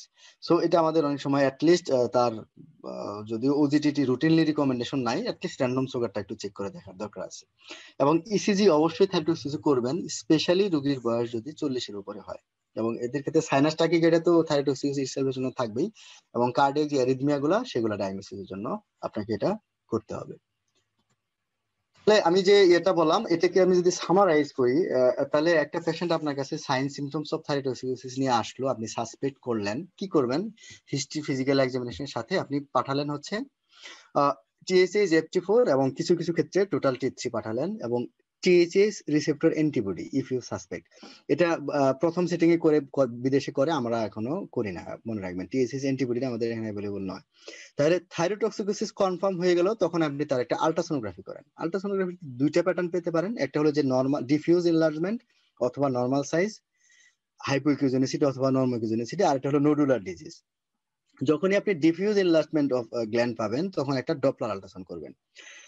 ডপলার আল্ট্রাসোনোগ্রাফিতে যদি ভাস্কুলারিটি বেশি, মানে গ্রেভস ডিজিজ, ডপলার আল্ট্রাসোনোগ্রাফিতে absent or minimal vascularity, this is destructive thyroiditis, specially যখন আমরা বেশি বলি যে সাবএকুট থাইরয়েডাইটিস।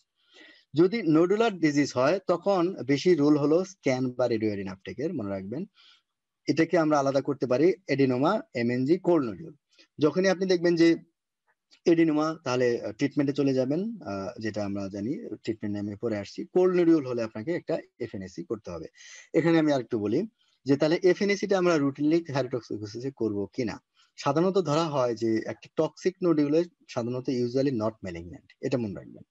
কিন্তু আমি কয়েকটা জিনিস বলি, যেমন একটা সোলিটারি টক্সিক নোডুল পেলেন, ওটা অর্থাৎ একটা নোডিউল, সেটা থাইরোটক্সিকোসিস নিয়ে প্রেজেন্ট করলো, এই রোগীর ক্ষেত্রে মেলিগনেসি চান্স নাই বললে চলে। কিন্তু আমি কিছুক্ষণ আগে যেটা বললাম যে গ্রেভস ডিজিজের ক্ষেত্রে কিন্তু মেলিগনেসির চান্স আপনি বাদ দিতে পারবেন না। সেই ক্ষেত্রে আল্ট্রাসোনোগ্রাফিতে যদি কোনো আলাদা কোনো নডিউল পাওয়া যায়, এবং ওই নডিউল যদি ইন্ডিকেশন থাকে, এফএনএসির অনেকগুলো ইন্ডিকেশন আছে, আমরা হ্যান্ডস অন ট্রেনিং এ আমরা ওগুলো ডিটেল বলবো, এটার পার্ট না, ওটা এই থাইরোটক্সিকোসিসের পার্ট না, আমি এই জন্য বলছি না। সেই ক্ষেত্রে যদি ইন্ডিকেশন থাকে, আপনাকে একটা এফএনএসি করতে হবে, মনে রাখবেন। আবার মাল্টিনোডুলার রিওয়াটারের ক্ষেত্রে জিনিসটা আরেকটু জটিল। দেখা যাচ্ছে যে আপনি কিছু নোডুল হয়তো হট, অর্থাৎ বেশি বেশি আপনার হরমোন তৈরি করছে, but there will be some cold nodule also, অর্থাৎ নন ফাংশনিং কিছু নোডুল থাকবে, আবার কিছু কোল্ড নোডুল এখানে থাকবে। আপনি যদি আল্ট্রাসোনোগ্রাফিতে বিশেষ করে যদি ম্যালিগনেন্সি সাসপিশন মনে হয় যে না দিস মেবি ম্যালিগন্যান্ট নোডুল, তাহলে আপনাকে ওই নোডুল থেকে স্পেসিফিক্যালি যে কোল্ড নোডুল যেটা আপনার ছিল, ওখান থেকে আপনার সরি ওই নোডুল থেকে আপনাকে এফএনএসি নিতে হবে, and this may be done with ultrasound guided. এই জিনিসগুলো আমাদের মাথায় রাখতে হবে। So this is a very complex process. আমার যেটা মনে হয় যে তার মানে thyrotoxicosis is rarely associated with malignancy, but when there is suspicion on the basis of clinical and ultrasonographically, you must do a malignancy, you must do a FNAC। এই টার্মটা, এই কথাটা মনে রাখেন, তাহলেই হবে। তাহলে আমাদের এবার আমরা ডায়াগনোসিস করে ফেললাম, আমরা কোন ধরনের কজ সেটাও আমরা এস্টাবলিশ করে ফেললাম। এখন আমাদের আসেন হলো ম্যানেজমেন্টে। থাইরোটক্সিকোসিসের ম্যানেজমেন্ট এটা আসলে খুবই মানে কি পরিমাণ ইনহোমোজেনাস আপনি চিন্তা করতে পারবেন না। বিশেষ করে ইভেন স্পেশালিস্টদের মধ্যেও এটা নিয়ে ম্যানেজমেন্ট এক একজন এক একভাবে ম্যানেজ করে। যদিও অনেকগুলা গাইডলাইন আছে আমাদের, বিশেষ করে আমেরিকান থাইরয়েড অ্যাসোসিয়েশনের যে গাইডলাইন ওটাই আমরা সবচেয়ে বেশি ফলো করি। তারপরেও due to lack of concentration আমি মনে করি যে এটা ম্যানেজমেন্ট খুবই পোর ম্যানেজমেন্ট হয় আমাদের বেশিরভাগ ক্ষেত্রে। তো এটা আমাদের একটু মাথায় রাখতে হবে। কাজেই থাইরয়েডক্সিকোসিস পেশেন্টের ম্যানেজমেন্ট আপনার একটু সতর্কতার সাথে করতে হয়। ম্যানেজমেন্ট মডালিটি আমরা যখন যাব, ট্রিটমেন্ট আমরা 3 ভাবে করতে পারি। এটা হলো অ্যান্টি থাইরয়েড ড্রাগ, আর এটা হলো রেডিও আয়োডিন, যে আমরা বলেছিলাম যে iodine 131, radio active iodine ablation, and third modality হলো থাইরয়েডেক্টমি। তো আমরা সবগুলা নিয়ে কথা বলবো, কোন ক্ষেত্রে কোনটা দেবো, কি করলে কি হবে না হবে সেগুলো আমরা নিয়ে কথা বলবো। অ্যান্টি থাইরয়েড ড্রাগ, এই ড্রাগ গুলাকে একটা কালেক্টিভ নাম থায়োঅ্যামাইড বা থায়োনামাইড বলে, হ্যাঁ। আবার প্রোপাইল থায়োরেসের গ্রুপটাকে থায়ো ইউরিয়া গ্রুপও বলে। 3টা ড্রাগই হলো ওরাল ড্রাগ। আমাদের দেশে কার্বিমাজল পাওয়া যায়, এটা ওয়াইডলি অ্যাভেলেবল। আপনি একদম উপজেলা পর্যায়ে, জেলা বা সব জায়গাতেই পাবেন, গ্রামের দোকানেও পাবেন অনেক সময়। কিন্তু প্রোপাইল থায়োরেসিলটা আমাদের দেশে অতটা অ্যাভেলেবল নয়। শুধুমাত্র ঢাকার 2-1টা দোকানে পাওয়া যায়। মেথিমাজল আমাদের দেশে মোটেও অ্যাভেলেবল না, অর্থাৎ this is not a drug for Bangladesh. মেথিমাজলটা আসলে বেসিক্যালি মানে এটা একটা কার্বিমাজলের প্রো ড্রাগ, ওই কার্বিমাজল হয়ে এরা কাজ করে। কাজে আমাদের মেথিমাজল নিয়ে মাথা না ঘামালেও চলবে। কার্বিমাজল আর প্রোপাইল থায়োরেসিলের মধ্যে সবচেয়ে আমরা মানে উইদাউট স্পেশাল সিচুয়েশন আমরা ইউজ করব হলো কার্বিমাজল, যেটা 5 মিলিগ্রাম ট্যাবলেট আকারে পাওয়া যায়, এটাই আমরা ইউজ করবো। প্রোপাইল থায়োরেসিল এটা কোনোদিনই আসলে নন এন্ডোক্রাইনোলজিস্টের ব্যবহার করার কোনো আসলে সুযোগ নাই, সো এটা কোনোদিনই চিন্তা করবেন না। এটা 50 মিলিগ্রাম ট্যাবলেট পিটিইউ নামে পাওয়া যায়। কিছু পার্থক্য আছে, তার মধ্যে সবচেয়ে মেজর পার্থক্য হলো যে প্রোপাইল থায়োরেসিলটা ধারণা করা হয় যে এদের ট্রান্সপ্লাসেন্টাল যে প্যাসেজ এটা কম হয়, এবং আগে প্রেগনেন্সি এবং ব্রেস্ট ফিডিং এ এদের ব্যবহার ছিল। এখন দেখা যাচ্ছে যে না, এটা শুধুমাত্র ব্যবহারটা without any other specific indication, ব্যবহারটা শুধুমাত্র প্রেগনেন্সির ফার্স্ট ট্রাইমেস্টারে সীমাবদ্ধ। অন্য সকল ক্ষেত্রেই আমরা কার্বিমাজল ইউজ করবো। প্রোপাইল থায়োরেসিলের আরেকটা স্পেশাল ইউজ হলো যখন থাইরয়েড স্টর্ম অর্থাৎ অ্যাকিউট যে থাইরয়েডক্সিক ক্রাইসিস সেটা নিয়ে আসে যখন, তখন আরেকটা। সাইড ইফেক্টের মধ্যেও কিছু ভ্যারাইটির ইয়ে থাকে, সেটা নিয়েও আমরা যখন সাইড ইফেক্ট বলবো তখন আমরা এটা বলবো। কার্বিমাজলটা একটু লং অ্যাক্টিং আর প্রোপাইল থায়োরেসিলটা রিলেটিভলি শর্টার অ্যাক্টিং। আমরা যদি দেখি, এটা ড্রাগ বেসিক্যালি একই জায়গায় কাজ করে। আমরা যদি এখানে দেখি মেকানিজম অফ অ্যাকশন, যে থাইরয়েড পারঅক্সিডেজকে ইনহিবিট করে, ফলে এই যে মনোআইডোটাইরোসিন, ডায়োডোটাইরোসিন এইগুলা হয় না। এবং এই এই জায়গাগুলো যখন হয় না, প্রাইমারি যে সিনথেসিস স্টেপ এই থাইরয়েড পারঅক্সিডেজ এটাকে ইনহিবিট করে এই প্রত্যেকটা ড্রাগ। এছাড়াও পেরিফেরাল কনভার্সন, যেটা আমরা T4 to T3 যে কনভার্সন, এটা হলো যে মেইনলি প্রোপাইল থায়োরেসিল কিছুটা হলো এটাকে ইনহিবিট করে। এই দিস ইজ দ্য মেকানিজম। এছাড়াও এখানে আয়োডাইড যেগুলা, আয়োডাইড গুলা আবার প্রোটিওলাইসিস কে ইনহিবিট করে, যদিও আমরা এইখানে আমরা আয়োডাইডের কোনো থায়োনামাইডের কোনো রুল এখানে নাই। ড্রাগ গুলা বলা এর পরে তাহলে আমরা কিভাবে শুরু করব আমরা পরে আসছি। থাইরয়েডের আমরা যেটা দেখলাম যে কার্বিমাজল আর প্রোপাইল থায়োরেসিল দুইটাই ওরাল ড্রাগ। কার্বিমাজল আমরা সিঙ্গেল ডোজ দিতে পারি, ওয়ান্স ডেলি দিতে পারি, অর্থাৎ এক বেলা সকালে বা রাতে বা দুপুরে যে কোনো সময় দিতে পারি। কিন্তু প্রোপাইল থায়োরেসিল আমরা যখন দিব তখন আমরা দিনে 3 বেলা দিব, এটা মনে রাখতে হবে। আর কার্বিমাজল ইনিশিয়াল ফেজে যখন হাই ডোজে দিব আমরা, তখন ইউজুয়ালি আমরা ভাগ করে দিই, ইউজুয়ালি আমরা 2 বেলা বা 3 বেলা অনেক সময় দিয়ে থাকি, এটা মনে রাখতে হবে, 2 বেলা দিলেও চলে। আচ্ছা, এর কিছু সাইড ইফেক্ট আছে এই ড্রাগ গুলার। কিছু সাইড ইফেক্ট আছে মাইনর, কিছু মেজর। মাইনর সাইড ইফেক্ট গুলো একটু কমন, সেটা হলো যে তার মধ্যে হলো যেমন আর্টিকেরিয়া বা other forms of rash, arthralgia, fever এবং transient granulocytopenia. This may occur with both drugs. আনকমনের মধ্যে হলো gastrointestinal upset, arthritis, abnormalities of taste and smell. These are the minor side effect. Major side এফেক্টের মধ্যে rare হচ্ছে agranulocytosis. This is the most feared side effect of antithyroid drugs. এবং অ্যাগ্রানুলোসাইটোসিসটা আমরা বলি যে আমরা সবচেয়ে ভয় পাই আসলে এই সাইড এফেক্টটাকে, যদিও এটা ভেরি রেয়ার, 0.2 to 0.5% পেশেন্টের হবে। এছাড়াও আরো কিছু রেয়ার প্রেজেন্টেশন সাইড এফেক্ট আছে, যার মধ্যে আছে aplastic anaemia, thrombocytopenia, toxic hepatitis, cholestatic hepatitis, vasculitis, বিশেষ করে এএনসি পজিটিভ ভাস্কুলাইটিস এখানে অনেক সময় হতে পারে, এবং ডিএলডি অর্থাৎ ড্রাগ ইনডিউসড লুপাস এটা একটা হতে পারে এখানে। এছাড়াও হাইপার অথবা পুথমিন টাইম কম এরকম হতে পারে, ব্লিডিং ডিসঅর্ডার, এবং হাইপোগ্লাইসিমিয়া এন্টি ইনসুলিন অ্যান্টিবডি তৈরি করে, সেটা হলো মেথিমাজল। এই জিনিসটা আমাদের মাথায় রাখতে হবে।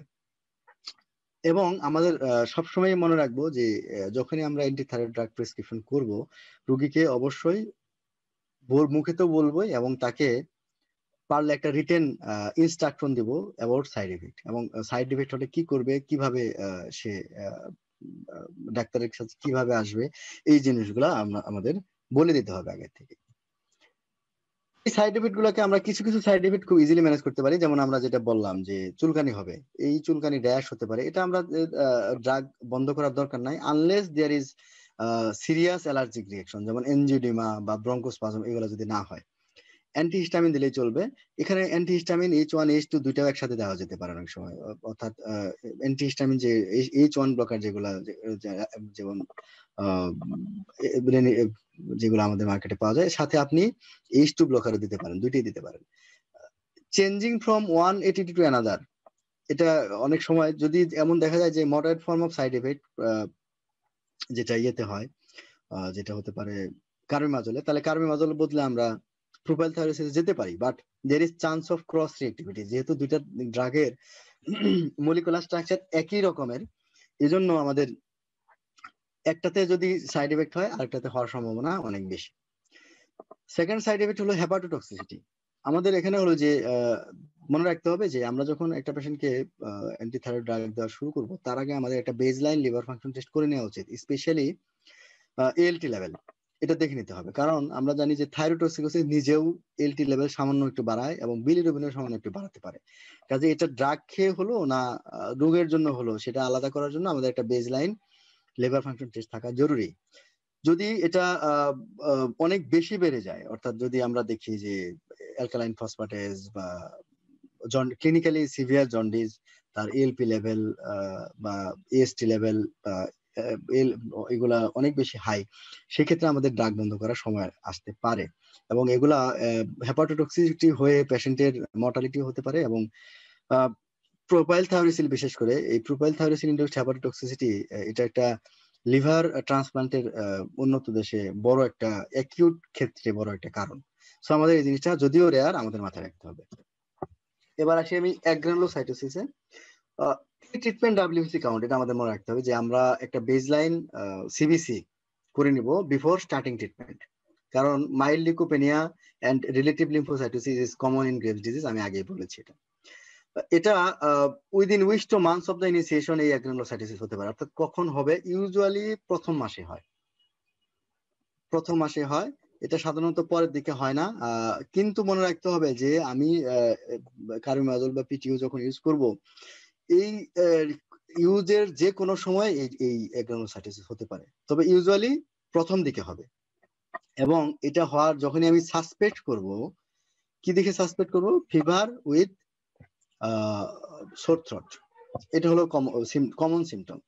তো যখনই আমি এটা সাসপেক্ট করব, পেশেন্টের প্রতি আমি রিটেন ইনস্ট্রাকশন আমি আগেই দিয়ে দিব, যখনই এই ধরনের কাশি, গলা ব্যথা সহ জ্বর যদি হয়, stop antithyroid drug immediately, gate A CBC and consult your doctor immediately.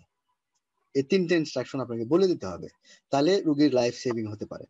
তাহলে যদিও অ্যাগ্রানুলোসাইটোসিসের যে ডেফিনেশন, যেটা আপনার হেমাটোলজিতে বলে, এটা অনেক ভেরিয়েবল ডেফিনেশন আছে, কোনো বইয়ে 200 নিচে বলে টোটাল কাউন্ট অফ লিম্ফোসাইট, কোনো বইয়ে 500 নিচে বলে।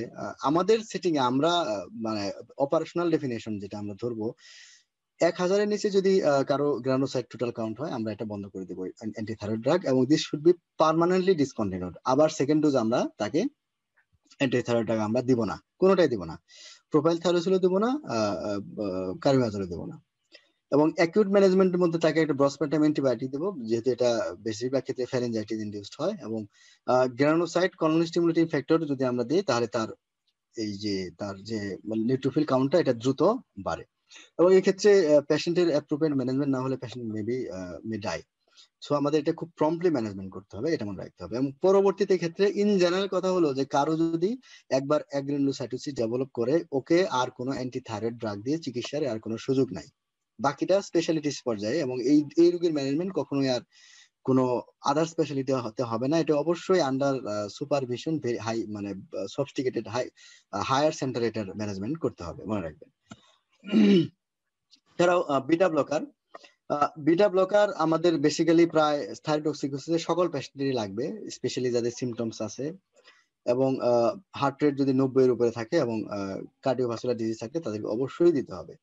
এখানে যদি আদার কোনো কন্ট্রাইন্ডিকেশন না থাকে তাহলে ড্রাগ অফ চয়েস হবে প্রোপ্রানল, অর্থাৎ আমাদের যে ইন্ডিভার পাওয়া যায় বা প্রোপ্রানল পাওয়া যায় ওটা।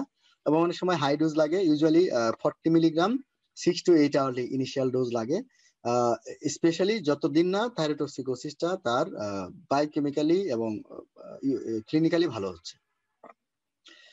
কাজে আমরা প্রোপ্রানল দিব, পরে আস্তে আস্তে এটা টেপার করবো। এটা অনেক সময় দেখা যায় 2-3 মাসও চালানো লাগতে পারে প্রোপ্রানল, পরে আস্তে আস্তে টেপার করতে হবে। মনে রাখতে হবে যে প্রোপ্রানল যখন আমরা দিব কাউকে, এটা আমরা অ্যাব্রাপ্টলি বন্ধ করবো না, এটা মনে রাখবেন। হ্যাঁ, কারণ আমরা অনেক সময় দেখি যে 40 মিলিগ্রাম প্রোপ্রানল 3 বেলা পাচ্ছে, পরে দেখা গেলো পরের প্রেসক্রিপশনে প্রোপ্রানল নাই।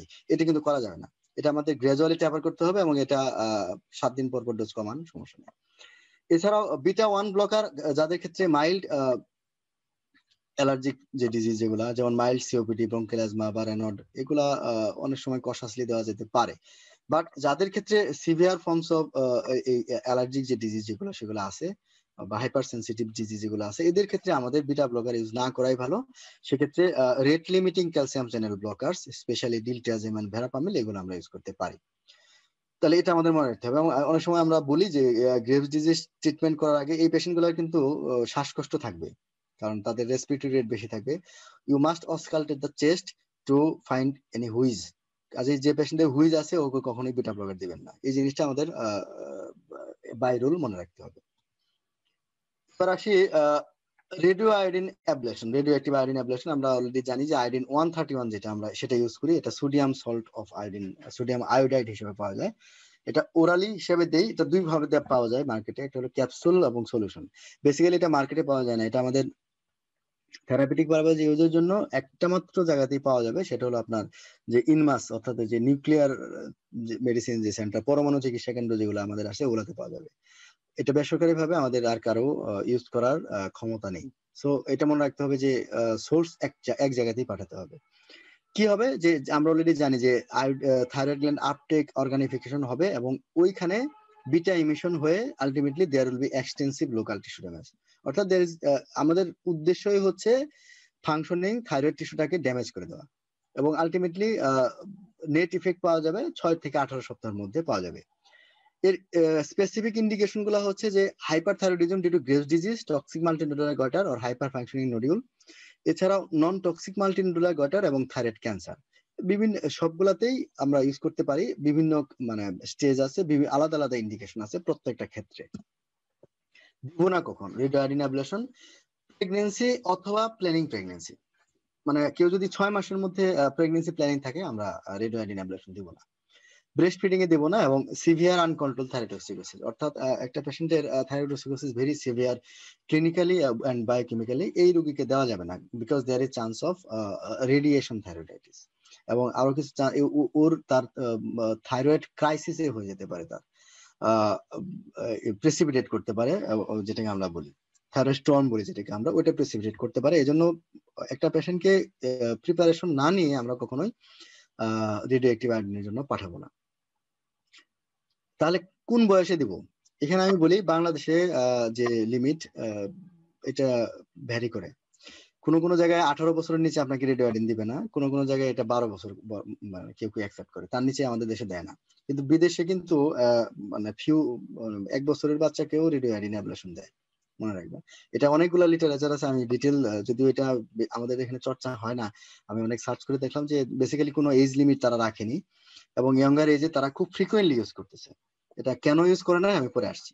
এর অ্যাডভার্স ইফেক্ট যদি আমরা বলি রেডিও অ্যাক্টিভ অ্যাবলেশন, তাহলে যেটা হতে পারে যে ট্রানজিয়েন্টলি তার যে হাইপার থাইরয়েডের সিমটম সেগুলো এক্সাজারবেশন হতে পারে ডিউ টু রেডিয়েশন থাইরয়েডাইটিস, যেটা আমি অলরেডি বলেছি। পোটেনশিয়াল ওরসেনিং অফ থাইরয়েড অ্যাসোসিয়েটেড অপথলমোপ্যাথি, অর্থাৎ বলা হয় যে সিভিয়ার গ্রেভস অপথ্যালমোপ্যাথি যাদের আছে বা মডারেট গ্রেভস অপথ্যালমোপ্যাথি যাদের আছে, এদের ক্ষেত্রে যদি আমি এটি দেই, তাহলে তার গ্রেভস অপথ্যালমোপ্যাথিটাকে মানে তার যে সাইন সিমটম গুলো অ্যাগ্রাভেট হতে পারে, এটা একটা বিষয়। তাহলে আমি আগেই বলেছিলাম যে বিভিন্ন লিমিট ছিল। এখন যে ডাটা সেখানে বলছে যে there is no risk of thyroid cancer or genetic change or infertility or other systemic cancer. তাহলে ভয় ছিল আগে যে যেহেতু এটা রেডিয়েশন দিচ্ছি এর কোনো জেনেটিক চেঞ্জ করবে কিনা, নাম্বার ওয়ান। নাম্বার টু হলো যে এটা যেহেতু লোকালি থাইরয়েড একটাকে রেডিয়েশন দিচ্ছি, থাইরয়েড ক্যান্সারের ঝুঁকি বাড়াবে কিনা। আরেকটা হলো যে এটাকে ইনফার্টিলিটি, স্পেশালি মেল ইনফার্টিলিটির সাথে রিলেটেড কিনা। এগুলা নিয়ে বিস্তারিত মানে অবজারভেশনাল ডাটা, হিউজ ডাটা আছে, দেখা গেছে যে না আসলে এইগুলা আসলে এই সমস্ত প্রবলেম বাড়ায় না। তাহলে আমাদের উদ্দেশ্য হচ্ছে রেডিও আয়োডিন দিয়ে পেশেন্টটাকে হাইপোথাইরয়েড করা, মনে রাখবেন। আমাকে কিন্তু পেশেন্টকে কিউর করার উদ্দেশ্য না, আমাদের পেশেন্টকে হাইপোথাইরয়েড করা। কেন? এক ডিজিজ থেকে আরেক ডিজিজে কনভার্ট করার উদ্দেশ্য হলো hypothyroidism is more easier to treat, এবং তার পেশেন্টের খরচ বলেন, রোগীর ফলো আপ বলেন, সবকিছুই, এবং রোগীর যে সাইড এফেক্টের যে ঝুঁকি, এগুলো নাই। সো এই জন্য আমাদের উদ্দেশ্য হচ্ছে হাইপোথাইরয়েড করে দেওয়া। এবং আপনি রেডিও আয়োডিন অ্যাবলেশন যাকে দিবেন, আলটিমেটলি প্রায় majority of the patient within years or days or months, যাই হোক, সে হাইপোথাইরয়েড হয়ে যাবে। হাইপোথাইরয়েড যদি না হয়, বুঝবেন যে না, আপনার ট্রিটমেন্টটা কমপ্লিট হয়নি। নেক্সট অপশন হলো থাইরয়েডেক্টমি। থাইরয়েডেক্টমির মেইন যে আমাদের ইন্ডিকেশন, দুইটা জিনিস আমি বলে রাখি। একটা মেইন ইন্ডিকেশন হলো দুইটা, একটা হলো যে মেলিগন্যান্সি, নাম্বার ওয়ান। নাম্বার টু হলো প্রেশার ইফেক্ট, যদি থাইরয়েড গ্ল্যান্ডের যদি কোনো প্রেশার ইফেক্ট থাকে। এই দুটো হলো মেইন ইন্ডিকেশন। আর বাকি ইন্ডিকেশন গুলো আমরা আলাদাভাবে ডিসকাস করছি। একটা যেটা আমরা বললাম যে suspected or proven malignant nodule, যেটা এফএনএসি তে আমরা দেখলাম। এছাড়াও প্রেগনেন্ট ওমেনের ক্ষেত্রে অনেক সময় দরকার হতে পারে, যাদের ক্ষেত্রে আমরা এই থাইরোটক্সিকোসিস অ্যান্টিথাইরয়েড ড্রাগ দিয়ে কন্ট্রোল করতে পারছি না, অথবা থাইরোটক্সিকোসিস অ্যান্টিথাইরয়েড ড্রাগের যে সিরিয়াস অ্যালার্জিক রিয়েকশন সেগুলা হয়ে গেছে, ওগুলা। তাহলে অপশন কি? আমাদের তো রেডিও আয়োডিন আমরা এখানে দিতে পারবো না, কাজে আমাদের ক্ষেত্রে এই অপশন হলো সার্জারি, থাইরয়েডেক্টমি। আমরা থাইরয়েডেক্টমি করার ইউজুয়াল সময় হচ্ছে সেকেন্ড ট্রাইমেস্টার অফ প্রেগন্যান্সি, এবং তখন দেখা যাচ্ছে যে দিস ইজ সেফ প্রসিডিওর। এছাড়াও আরো কিছু কিছু indication, patients who reject or fear exposure to radiation. এখানে কিন্তু পেশেন্টকে আপনাকে অপশন দিতে হবে, মনে রাখবেন যে আপনার অপশন দুইটা, একটা হলো যে আপনি সার্জারি করবেন না রেডিয়েশন দিবেন, রেডিও আয়োডিন দিবেন। রেডিও আয়োডিন নিয়ে সবচেয়ে যে ভুল ধারণা, এটা রেডিও থেরাপির সাথে এর সাথে একটা কনফিউশন হবে পেশেন্টের। তাহলে রুগী মনে করবে রুগীকে আপনি ক্যান্সারের চিকিৎসা দিচ্ছেন। সো এটা নিয়ে রুগীর কিন্তু কনফিউশন হবে, কাজে এটা রুগীকে বুঝাই বলতে হবে জিনিসটা। এবং আপনাকে যদি অপশন রুগী যদি বলে যে আমি রেডিয়েশন কোনোভাবেই নিব না, তাহলে আপনার সুযোগ নেই রেডিয়েশন দেওয়ার, সেক্ষেত্রে সেকেন্ড অপশনে যেতে হবে। তাহলে মেডিকেল ট্রিটমেন্ট যদি কমপ্লায়েন্স যদি ভালো না হয়, সেক্ষেত্রে থাইরয়েডেক্টমি একটা ইন্ডিকেশন হতে পারে। তাদের ক্ষেত্রে rapid control of symptoms is desired. যেমন ধরুন একটা পেশেন্টের তার খুব দ্রুত আপনাকে পেশেন্টকে এই থাইরয়েড কন্ট্রোল করতে হবে, সেই ক্ষেত্রে গুড অপশন হলো থাইরয়েডেক্টমি। কারণ আপনি ড্রাগ দিয়ে তার কন্ট্রোল হতে অনেক সময় লাগবে, ইভেন রেডিও আয়োডিন অ্যাবলেশন গুলো তার সময় লাগবে। যেখানে সিভিয়ার ম্যানিফেস্টেশনস অফ গ্রেভস অপথ্যালমোপ্যাথি, তার আমি আগেই বলেছিলাম যে গ্রেভস অপথ্যালমোপ্যাথি যদি সিভিয়ার ফর্মে থাকে, রেডিও আয়োডিন আপনি দিতে পারবেন না, কারণ হলো একটা this is A relative contraindication of radio iodine, কারণ দিলে তার অ্যাগ্রাভেট করতে পারে। Graves disease relapse with local compressive symptom, যেটা আমি আগেই বলেছি, যদি কোনো কম্প্রেশন থাকে এবং লার্জ গ্ল্যান্ড যদি হয় এবং রিলেটিভলি লো আয়োডিন আপটেক, এটা একটা ইম্পর্টেন্ট। যে আমি বলেছিলাম যে আয়োডিন আপটেক করার একটা উদ্দেশ্য ছিল যে কত পার্সেন্ট আপটেক নেয়। এটা এটার আরেকটা উদ্দেশ্য ছিল যে এটা রেডিও আয়োডিনের রেসপন্স করবে কিনা। তার মানে আপটেক যদি লো থাকে, বুঝতে হবে যে এর রেডিও আয়োডিন আপটেকটা এর ভালো হবে না, কাজেই আপনার ওখানে থেরাপিউটিক ডোজ দিয়েও তার ট্রিটমেন্টের সুফল পাবেন না। So treatment will be surgery. এগুলো হলো তার ইন্ডিকেশন। থাইরয়েডেক্টমি করার আগে পেশেন্টকে প্রিপেয়ার করে নিতে হবে, অবশ্যই জরুরি হলো পেশেন্টকে ইউথাইরয়েড করে নিতে হবে তার অ্যান্টিথাইরয়েড ড্রাগ দিয়ে। অনেক সময় বিশেষ করে মাল্টিনিউক্লিয়ার গটারের ক্ষেত্রে অ্যান্টিথাইরয়েড ড্রাগ ডোজটা অনেক বেশি লাগে, মনে রাখবেন যে কারো দেখা যাচ্ছে 5টা করে 3 বেলা, অর্থাৎ সারাদিনে আপনার কত হয় 75 মিলিগ্রামও কারো কারো লাগতে পারে। এছাড়াও অ্যাডজুভেন্ট হিসেবে প্রোপ্রানল দিবেন, এবং অপারেশনের আগে কেউ কেউ পটাশিয়াম আয়োডাইড খাওয়ায়। দিলে কি হয়, ওইটার তার যে থাইরয়েডক্সিকোসিসের সিমটম গুলা তার একটু র্যাপিডলি কন্ট্রোল হয়, এবং থাইরয়েড গ্ল্যান্ড এর পার অপারেটিভ যেটা ব্লিডিং, সেটা একটু কম হয়। আচ্ছা, কমপ্লিকেশন ইমিডিয়েটলি হতে পারে, যেটা আমরা সবসময় বলি রিকারেন্ট ল্যারিঞ্জিয়াল নার্ভ ড্যামেজ হতে পারে, hypoparathyroidism, thyroid crisis, local haemorrhage, laryngeal oedema এবং ওন্ড ইনফেকশন। আমরা যেটা সবচেয়ে ভয় পাই লেট কমপ্লিকেশন, মানে according to the in the extent of thyroid resection there will be hypothyroidism. এবং থাইরয়েডেক্টমি করার যে মেইন যে সবচেয়ে খারাপ যে জিনিসটা হয়, তার হাইপোপ্যারাথাইরয়েডিজম ডেভেলপ করে, কারণ থাইরয়েড গ্ল্যান্ড অনেক সময় সার্জন যদি একটু আনাড়ি সার্জন হন আলাদা করতে পারেন না, এই জন্য প্যারাথাইরয়েড গ্ল্যান্ড সহ রিসেকশন হয়ে যায়। সো তাদের পরবর্তীতে প্যারাথাইরয়েডিজম এবং কনসিকুয়েন্টলি হাইপোক্যালসিমিয়া ডেভেলপ করে, এবং ওখানে একটা ওন্ড একটা স্কার থেকে যায় গলায় অনেক সময় অনেক পেশেন্টের। অনেক ধরনের মর্টালিটি আছে। হেমিথাইরয়েডেক্টমি মানে হলো একটা গ্ল্যান্ড ফেলে দেওয়া ইসমাস সহ। আরেকটা হলো যে সাবটোটাল মানে হলো যে প্রায় বেশিরভাগই ফেলে দেব, শুধু 4 to 5 গ্রাম থাইরয়েড টিস্যু আমরা রেখে দেব। পার্শিয়াল করতে পারি, নিয়ার টোটাল করতে পারি, টোটাল করতে পারি, হার্টলি ডানহিল অপারেশন করতে পারি। এখানে আমি বলি অপারেশনের মডালিটি ডিপেন্ড করবে হলো ডিজিজের উপরে। যেমন গ্রেভস ডিজিজে আগে সাবটোটাল থাইরয়েডেক্টমি করা হতো, এখন গ্রেভস ডিজিজে total thyroidectomy is treatment of choice. Because বলা হচ্ছে যে গ্রেভস ডিজিজে আমরা যে ইমিউনোজেনিক স্টিমুলাস সেটাকে রিমুভ করতে হলে আমাকে টোটাল থাইরয়েডেক্টমি করাটাই ভালো।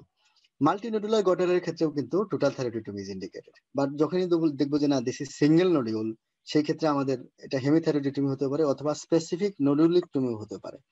সো এই ধরনের এটা ডিপেন্ড করবে হলো যিনি থাইরয়েড সার্জন তার চয়েসের উপরে। এটা আমরা আসলে সিদ্ধান্ত দিতে পারবো না। আমি আলাদা আলাদা ভাবে যদি আমি ট্রিটমেন্টে বলি, প্রথমে বলে নেই আমি যেটা বলছিলাম যে হাই আপটেক থাইরয়েডোসিকোসিসের তিনটা cause: Graves, multinodular goitre, toxic nodule. Multinodular goitre এবং টক্সিক নোডুল এই দুইটা ডিজিজের আমাদের ট্রিটমেন্টের উদ্দেশ্য, ইনিশিয়ালি আমরা তাকে অ্যান্টি থাইরয়েড ড্রাগ দিব। অ্যান্টি থাইরয়েড ড্রাগ দিয়ে তাকে আমরা ডেফিনিটিভ চিকিৎসায় যাব, অর্থাৎ তাকে হয় আমি রেডিও আয়োডিন অ্যাবলেশন করব অথবা তাকে থাইরয়েড সার্জারি করব। মাল্টিনোডুলার গয়টার এবং সিঙ্গেল নোডুলের পেশেন্টের ক্ষেত্রে life long anti thyroid drug চালানোর কোনো যুক্তি নাই, কারণ অ্যান্টি থাইরয়েড ড্রাগ এটা আমরা জানি যে দিস ইজ পোটেনশিয়ালি একটা হ্যাজার্ডাস একটা এজেন্ট, এই জন্য আমরা চালাবো না। কিছু কিছু ছোটখাটো কিছু গবেষণা বা কোনো কোনো ছোট জায়গায় রিকমেন্ডেশন আছে যে patient older age, mild form of thyrotoxicosis, এদের মাল্টিনোডুলার গয়টা যদি হয় তাহলে life long low dose anti thyroid drug চালানো যেতে পারে, but this is the least favourable option. আমি আবার বলছি, অনেকে এটা প্র্যাকটিস করছেন বাংলাদেশে, but this is not an ideal one. কাজে যখনই আমি thyrotoxicosis due to multinodular goitre or toxic nodule, solitary toxic nodule, আমাদের উদ্দেশ্য হলো তাকে অ্যান্টি থাইরয়েড ড্রাগ দিয়ে ইউথাইরয়েড করব এবং সাথে সাথে তার ডেফিনিটিভ চিকিৎসাটা করে ফেলবো, সেটা হলো রেডিও আয়োডিন অথবা সার্জারি। বাট গ্রেভস ডিজিজের ক্ষেত্রে আমাদের ট্রিটমেন্টের যে চয়েস এটা এতটা স্ট্রেট ফরওয়ার্ড না।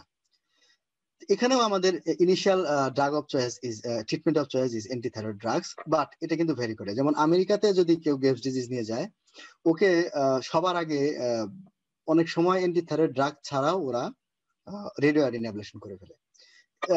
এটা ওদের ট্রিটমেন্ট অফ চয়েস। আমাদের দেশে বা ইউরোপিয়ান কান্ট্রি গুলাতে আমাদের যে করি সেটা হলো যে পেশেন্টকে আমরা ইনিশিয়াল এজেন্ট হিসাবে আমরা অ্যান্টিথাইরয়েড ড্রাগ দিব, এটা মনে রাখতে হবে।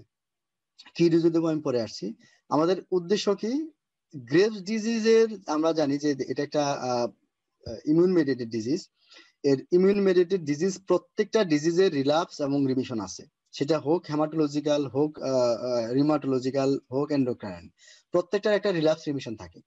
আমাদের উদ্দেশ্য হচ্ছে যে পেশেন্টের হাইপারথাইরয়েড স্টেজটাকে পার করা, এই আশায় যে পেশেন্ট তার এই স্পন্টেনিয়াসলি রিল্যাপস হবে, এই হলো আমাদের রিমিশন হবে। অর্থাৎ আমরা রিমিশনটাকে ফেভার করার জন্য, ইনডিউস করার জন্য আমরা এখানে অ্যান্টিথাইরয়েড ড্রাগ দিব। যদিও এর কিছু কিছু ইমিউনোমডুলেটরি ইফেক্ট আমাদের যে অ্যান্টিথাইরয়েড ড্রাগ এদের আছে, যদিও সেটা আমাদের ট্রিটমেন্ট পারপাসে অতটা গুরুত্বপূর্ণ না হলেও বলা হয় যে কিছু ইমিউনোমডুলেটরি রোল আছে। তাহলে গ্রেভস ডিজিজে যখন আমি কার্বিমাজল দিব, ডিউরেশন অফ ট্রিটমেন্ট কতদিন হবে? আগে অনেক লম্বা সময় দেওয়া হতো, এখন বলা হয় যে 22 থেকে 24 মাস, অর্থাৎ 1 থেকে 2 বছর। ইউজুয়ালি প্র্যাকটিস হলো 1.5 বছর, 18 মাস, মনে রাখবেন। এবং আমি 18 মাস বা যতদিনই দিব, 2 বছর সর্বোচ্চ দিলাম, এরপর আমি ওষুধটা বন্ধ করে দেব। বন্ধ করার পরে আমি ওয়েট করব যে পেশেন্ট এটা কি আবার রিল্যাপস হয় কি না। মনে রাখবেন অলমোস্ট, যদিও আমাদের ডাটা নাই, বাইরের কান্ট্রিগুলো বলছে অলমোস্ট 50% কেসে এটা রিল্যাপস হবে। এই রিল্যাপস হতে পারে সাথে সাথে, হতে পারে 1 বছর পরে, হতে পারে 2 বছর পরে হতে পারে, তবে ইউজুয়ালি উইদিন 5 ইয়ার্স। এটা মনে রাখতে হবে। এবং এই জন্য আমরা যখন থাইরয়েড ড্রাগ এই 2 বছর পরে বন্ধ করছি, তারপরে আমরা এক পেশেন্টকে ফলো আপে রাখবো। ইনিশিয়ালি একটু ঘন ঘন, অর্থাৎ প্রথম 6 মাস, 1.5 মাস 2 মাস পর পর, তারপরে 6 monthly for 2 years, then annually thereafter, অথবা পেশেন্ট যখন থাইরয়েডক্সিক সিমটম ডেভেলপ করবে। এখানে আরেকটা জিনিস ইম্পর্টেন্ট, সেটা হলো যে একবার যদি অ্যান্টিথাইরয়েড ড্রাগ দিলাম, তারপরে ওষুধ বন্ধ করার পরে রিল্যাপস হলো, ওই ক্ষেত্রে second course of antithyroid drug never results in remission. অর্থাৎ আবার যে ওই ড্রাগ দিয়ে তাকে পার্মানেন্ট রিমিশনে আনতে পারবো, এই আশা করার কোনো যৌক্তিকতা নাই। কাজে আমাদের ওই ক্ষেত্রে উদ্দেশ্য হবে ডেফিনিটিভ ট্রিটমেন্ট, অর্থাৎ রেডিওয়াইডিন বা সার্জারি আমাদের দিতে হবে। তার আগে পেশেন্টকে অ্যান্টিথাইরয়েড ড্রাগ দিয়ে ইউথাইরয়েড করে নিতে হবে। আমার মনে হয় এটা ক্লিয়ার সবার কাছে। তো আমি যেটা বলতে যাচ্ছি যে গ্রেভস ডিজিজের পেশেন্টকে আমরা জাজ করব যদি মনে হয় যে না, এর ওষুধে তার রিল্যাপস রিমিশনের সম্ভাবনা অনেক বেশি, সেই ক্ষেত্রে আমরা তাকে 1.5 থেকে 2 বছর অ্যান্টিথাইরয়েড ড্রাগ চালাবো, তারপর বন্ধ করে দিব। বন্ধ করে ফলো আপ করবো যে রিল্যাপস হয় কিনা। যদি রিল্যাপস হয়, তাহলে আমাদের এই ড্রাগ আর আবার 1.5 বছর বা 2 বছর চালানোর কোনো যৌক্তিকতা নাই। সেই ক্ষেত্রে আমাদের ট্রিটমেন্ট হবে একে আবার অ্যান্টিথাইরয়েড ড্রাগ দিয়ে তাকে ইউথাইরয়েড করে, সেটা হতে পারে 1 মাস বা 2 মাস। এটা করেই ইউথাইরয়েড হওয়া মাত্র তাকে আমরা রেডিওয়াইডিন দিয়ে দিব, বা অথবা সার্জারি করে দিব অ্যাকর্ডিং টু ইন্ডিকেশন। ওকে, তাহলে অ্যান্টিথাইরয়েড ড্রাগের ক্যান্ডিডেট গ্রেভস ডিজিজে কারা? যারা হলো যাদের রিমিশন হওয়ার সম্ভাবনা অনেক বেশি, প্রেগনেন্সি, কারণ অন্য কোনো অপশন এখানে নাই, elderly or other with comorbidities that, যেখানে সার্জারিটা ফিজিবল না, এল্ডারলি পেশেন্ট যারা নার্সিং হোমে থাকে বা অন্যান্য কেয়ার ফ্যাসিলিটিতে থাকে, যাদের লংজিভিটি কম, অর্থাৎ দীর্ঘদিন তার বাঁচার সম্ভাবনা নাই, এদের ক্ষেত্রে এটিডি দীর্ঘদিন কন্টিনিউ করা যেতে পারে রেডিয়েশন বা ওই সার্জারির তুলনায়। পেশেন্ট যাদের প্রিভিয়াসলি অপারেটেড অর ইরাডিয়েটেড নেক্স, এটা একটা ইম্পর্টেন্ট জিনিস, আগে তার অপারেশন হয়েছে এবং তার রেডিওয়াইডিন দেওয়া হয়েছে, যদিও এই ক্ষেত্রে এটা ডেফিনিটিভ ট্রিটমেন্ট হবে না, তারপর ইউথাইরয়েড হওয়ার জন্য এটা আমাদের করতে হবে। Moderate to severe active Graves ophthalmopathy, যেখানে থাইরয়েড সার্জারিটা এত বেশি অ্যাভেলেবল না, যাদের বায়োকেমিক্যাল ডিজিজ কন্ট্রোলটা তাড়াতাড়ি করতে হবে, এগুলাই। এখন পেশেন্টকে অ্যান্টিথাইরয়েড ড্রাগ দিলাম গ্রেভস ডিজিজের ক্ষেত্রে, আমি পরবর্তী ফলো আপে আমি কি করব? এখানে অনেকেই ভুল করেন, আমি সেই জিনিসটা বলছি। সেটা হলো আমাদের টেস্ট করব হচ্ছে যখন আমি ফলো আপ করবো, স্পেশালি প্রথম যে কয়েক মাস, সেখানে টেস্ট হবে হলো ফ্রি T4 বা টোটাল T4, সাথে ফ্রি T3 বা টোটাল T3। আমাদেরকে দুইটা হরমোন দেখতে হবে, মনে রাখতে হবে।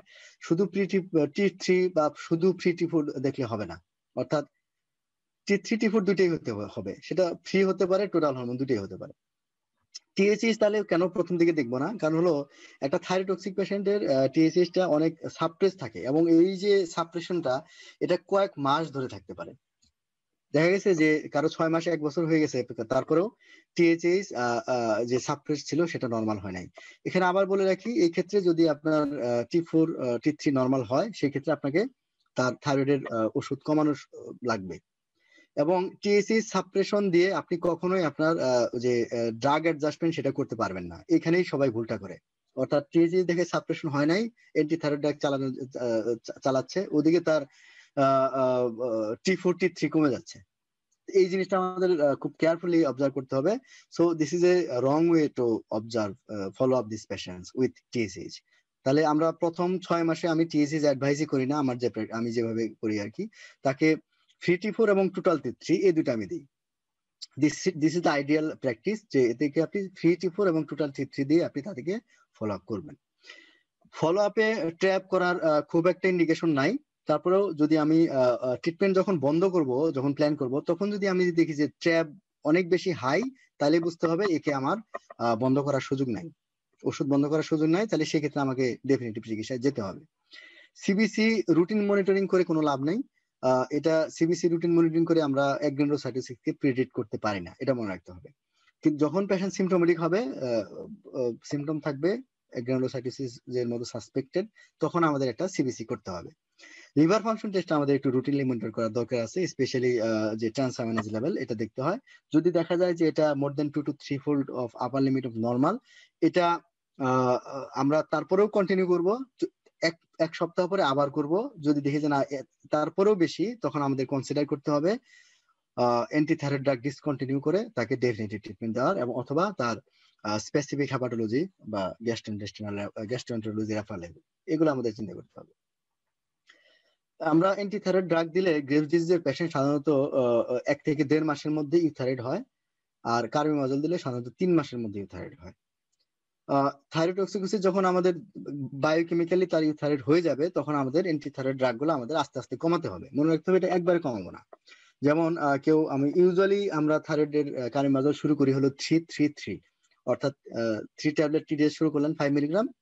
কন্ট্রোল হওয়ার পরে এটাকে কিছুদিন 2-2 করেন, তারপর আরো কমান, তারপর কমান। এটা আপনি 7 দিন পর পর করতে পারেন, 10 দিন পর পর করতে পারেন, 15 দিন পর পর কমাতে পারেন। দিস ডিপেন্ডস, এটা ইন্ডিভিজুয়াল প্র্যাকটিস। এটা আসলে যে করে নাই মানে কোনো হার্ড এন্ড ফাস্ট কোনো রুল নাই। আপনাকে ক্লিনিক্যালি জাজ করে এটা কমাতে হবে, এবং এটা আপনার করতে করতে আপনি শিখবেন যে কত কত কত করে কমালে পেশেন্টটা আপনার কন্ট্রোলে থাকবে। কোনো বইয়ে বা কোথাও এইভাবে হার্ড এন্ড ফাস্ট কোনো রুল নাই, কিন্তু মনে রাখবেন এটা this should be gradually reduced, এটা মনে রাখতে হবে। ফলো আপ কতদিন পর পর করবেন? ইউজুয়ালি 1.5 থেকে 2 মাস পর পর এই পেশেন্টকে ফলো আপ করতে হবে, যতদিন না পেশেন্ট ইউথাইরয়েড হয়। এবং গ্রেভসের পেশেন্ট যতদিন আপনি ড্রাগ চালাবেন, ততদিন usual pattern of follow up হবে 1.5 থেকে 2 মাস পর পর, মনে রাখবেন। এবং পরবর্তীতে যখন রিমিশনে চলে যাবে, তখন আপনার যেটা বললাম যে অনেক সময় ইট ডিপেন্ডস অন টাইম। সো এই পেশেন্টকে এবং ফলো আপে ইনিশিয়ালি আপনি দেখবেন হলো 3-4-3, এবং পরবর্তীতে আপনি এর সাথে টিএসএইচ কে ইনক্লুড করতে পারেন, এটা মনে রাখতে হবে। তাহলে ফলো আপের সময় সবচেয়ে কি হতে পারে, কমন সিনারিও গুলা বলি, এবং যদি অনেক টাইম হয়ে যাচ্ছে তারপর এটা একটু জরুরি বলা।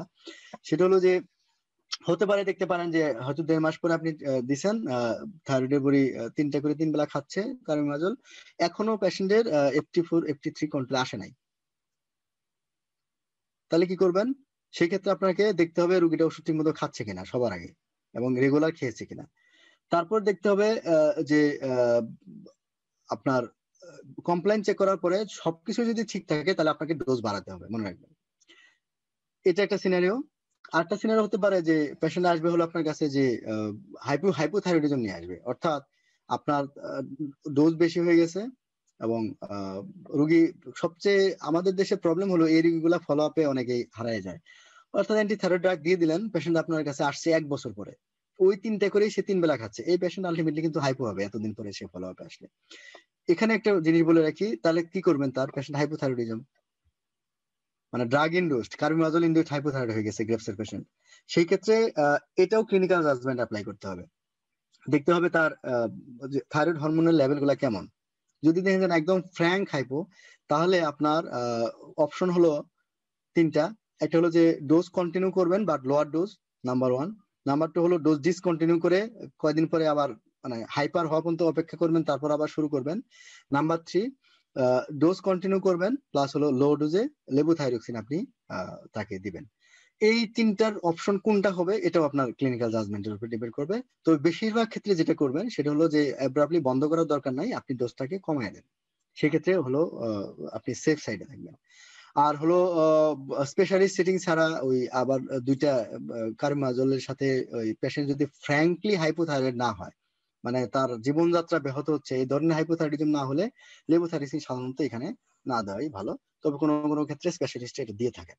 তো আমাদের এই 3টা অপশন মাথায় মনে রাখতে হবে, এবং পেশেন্টকে রেগুলার ফলো আপে থাকতে হবে। যখনই পেশেন্ট আসবে ট্রিটমেন্ট শুরু করবেন, আপনি অবশ্যই পেশেন্টকে আপনি বলবেন যে এই ডিজিজটা আপনি যদি চিকিৎসা ফলো আপ ঠিক মতো না করেন, সেই ক্ষেত্রেও এটা আপনার ক্ষেত্রে কন্ট্রোল ঠিক মতো হবে না। So this is very important. আচ্ছা, আমি বলেছিলাম যে গ্রেভস ডিজিজ ওষুধে ভালো হবে কিনা, অর্থাৎ রিমিশনে যাবে না ওষুধ বন্ধ করলে রিল্যাপসে চলে আসবে, এটা আমরা কিছু কিছু ফ্যাক্টর জাজ করে আমরা বলতে পারি। এখানে আমার স্ট্র্যাটেজি হচ্ছে, আমার না, মোস্ট অফ দ্য এন্ডোক্রাইনোলজিস্টের স্ট্র্যাটেজি হচ্ছে, যদি দেখেন যে না এর ওষুধ দিয়ে রিমিশনে যাওয়ার সম্ভাবনা খুবই কম, অর্থাৎ ওষুধ বন্ধ করলেই আবার আপনার মানে তার থাইরয়েডোসিসে রিল্যাপস করবে, সেই ক্ষেত্রে ওই 1.5-2 বছর তাকে ওষুধ খাওয়ানোর কোনো দরকার আছে বলে মনে করি না। সেই ক্ষেত্রে আপনি তাকে ইউথাইরয়েড করে ড্রাগ দিয়ে তাকে ডেফিনেটিভ চিকিৎসা, যেটা যেটা আমি সবচেয়ে প্রেফার করি, রেডিও অ্যাক্টিভ আয়োডিন, ওটা দিয়ে দেন। অথবা আইডি না না নিলে তাকে সার্জারিতে পাঠিয়ে দেন।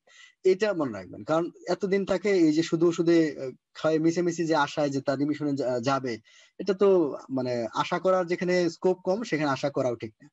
তো এই প্রেডিক্টর গুলা কি কি, আপনি যখন দেখবেন যে পেশেন্টের বয়স একটু এল্ডারলি অর্থাৎ ইয়াং না, মনে রাখবেন যে অ্যান্টিথাইরয়েড ড্রাগ চাইল্ড মানে বাচ্চাদের, এদের ক্ষেত্রে অ্যান্টিথাইরয়েড ড্রাগ বন্ধ করলে আবার সে রিল্যাপস হবে, এটা খুব বেশি। কিন্তু বয়স যারা ওল্ডার এজে এদের রিমিশনে যাওয়ার সম্ভাবনা বেশি।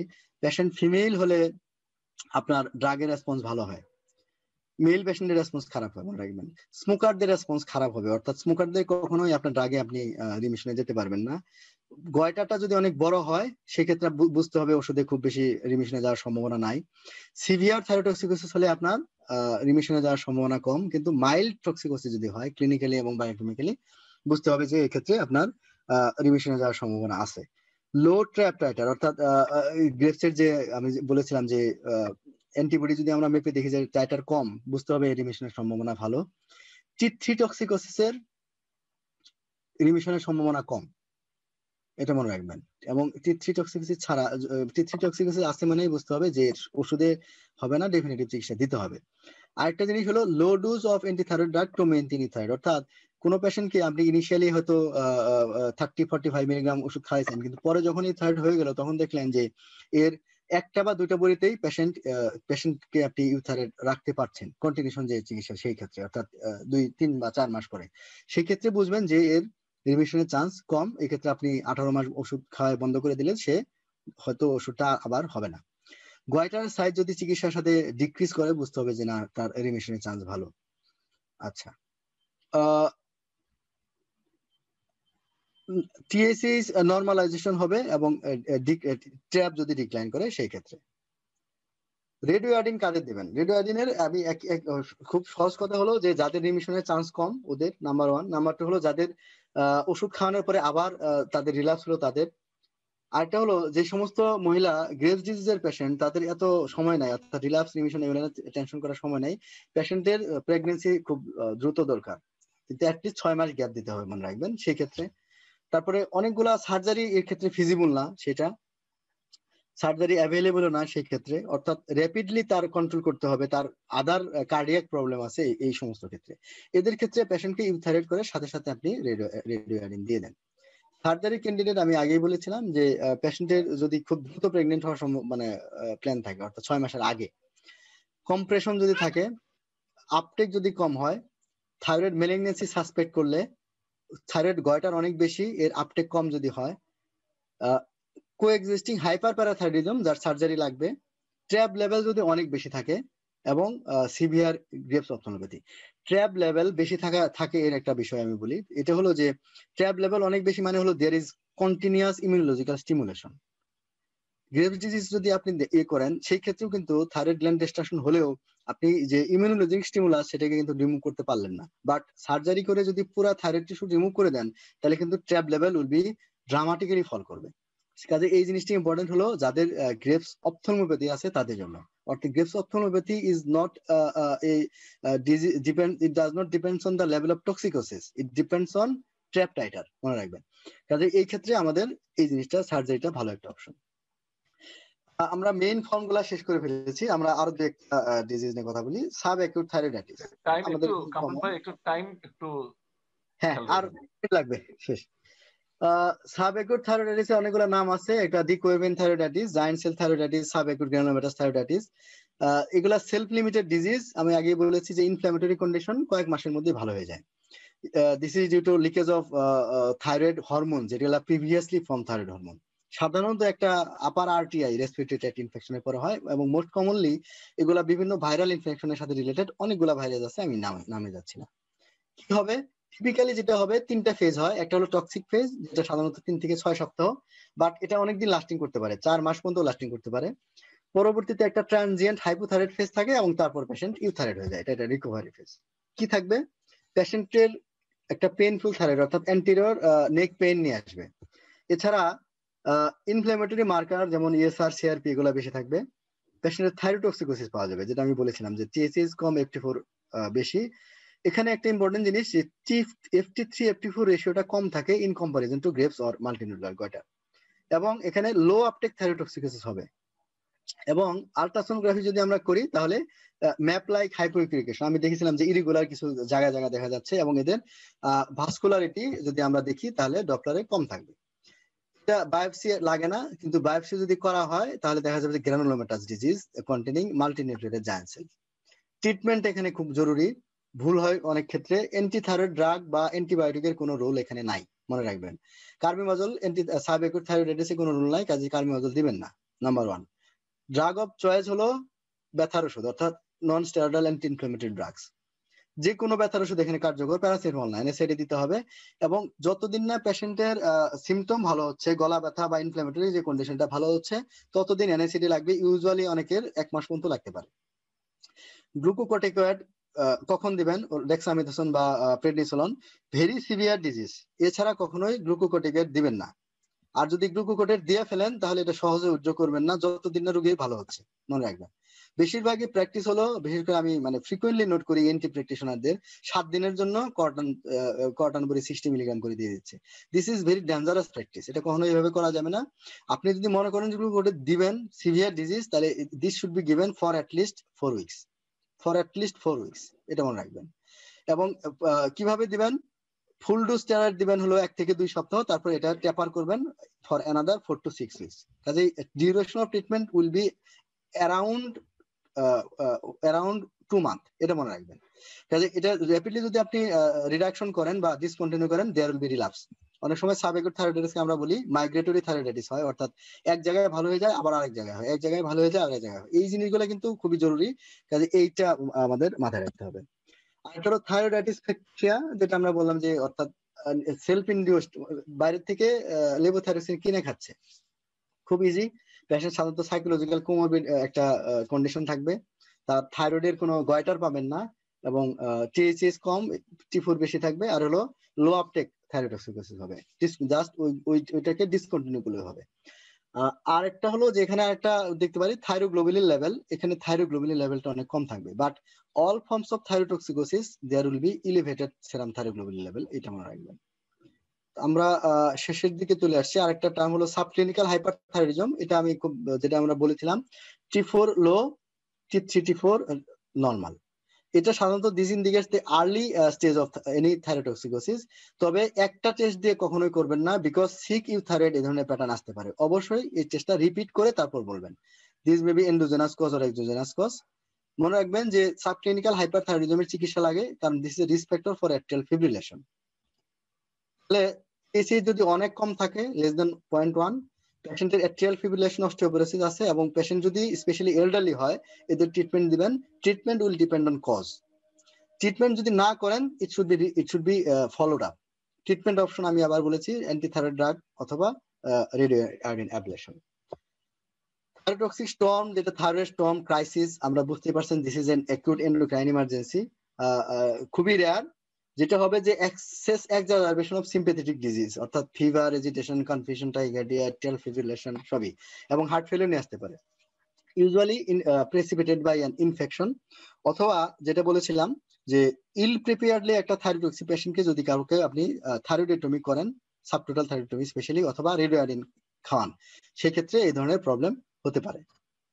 করবেন, পেশেন্টকে রিহাইড্রেট করতে হবে, ভলিউম স্টেবিলাইজেশন করতে হবে, অর্থাৎ ব্লাড ভলিউম, প্রোপ্রানল বা আদার বিটা ব্লকার ওরাল বা আইভি, সোডিয়াম আইপুটেট অথবা পটাশিয়াম আয়োডাইড বা লুগল সলিউশন, যেটাই অর্থাৎ আয়োডিন কন্টেনিং কোনো একটা সলিউশন তাকে খাওয়াতে হবে।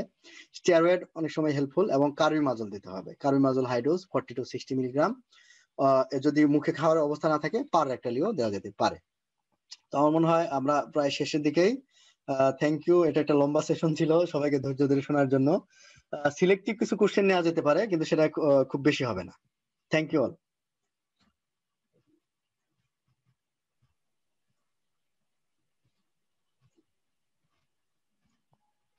হ্যাঁ, ডাক্তার আখি আপনি আছেন? জি স্যার, হ্যাঁ আমি আছি।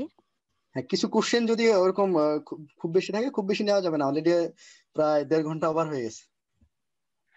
আসলে স্যার প্রশ্ন অনেক বেশি জমে গেছে, আমরা সবগুলো প্রশ্ন নিতেও পারবো না।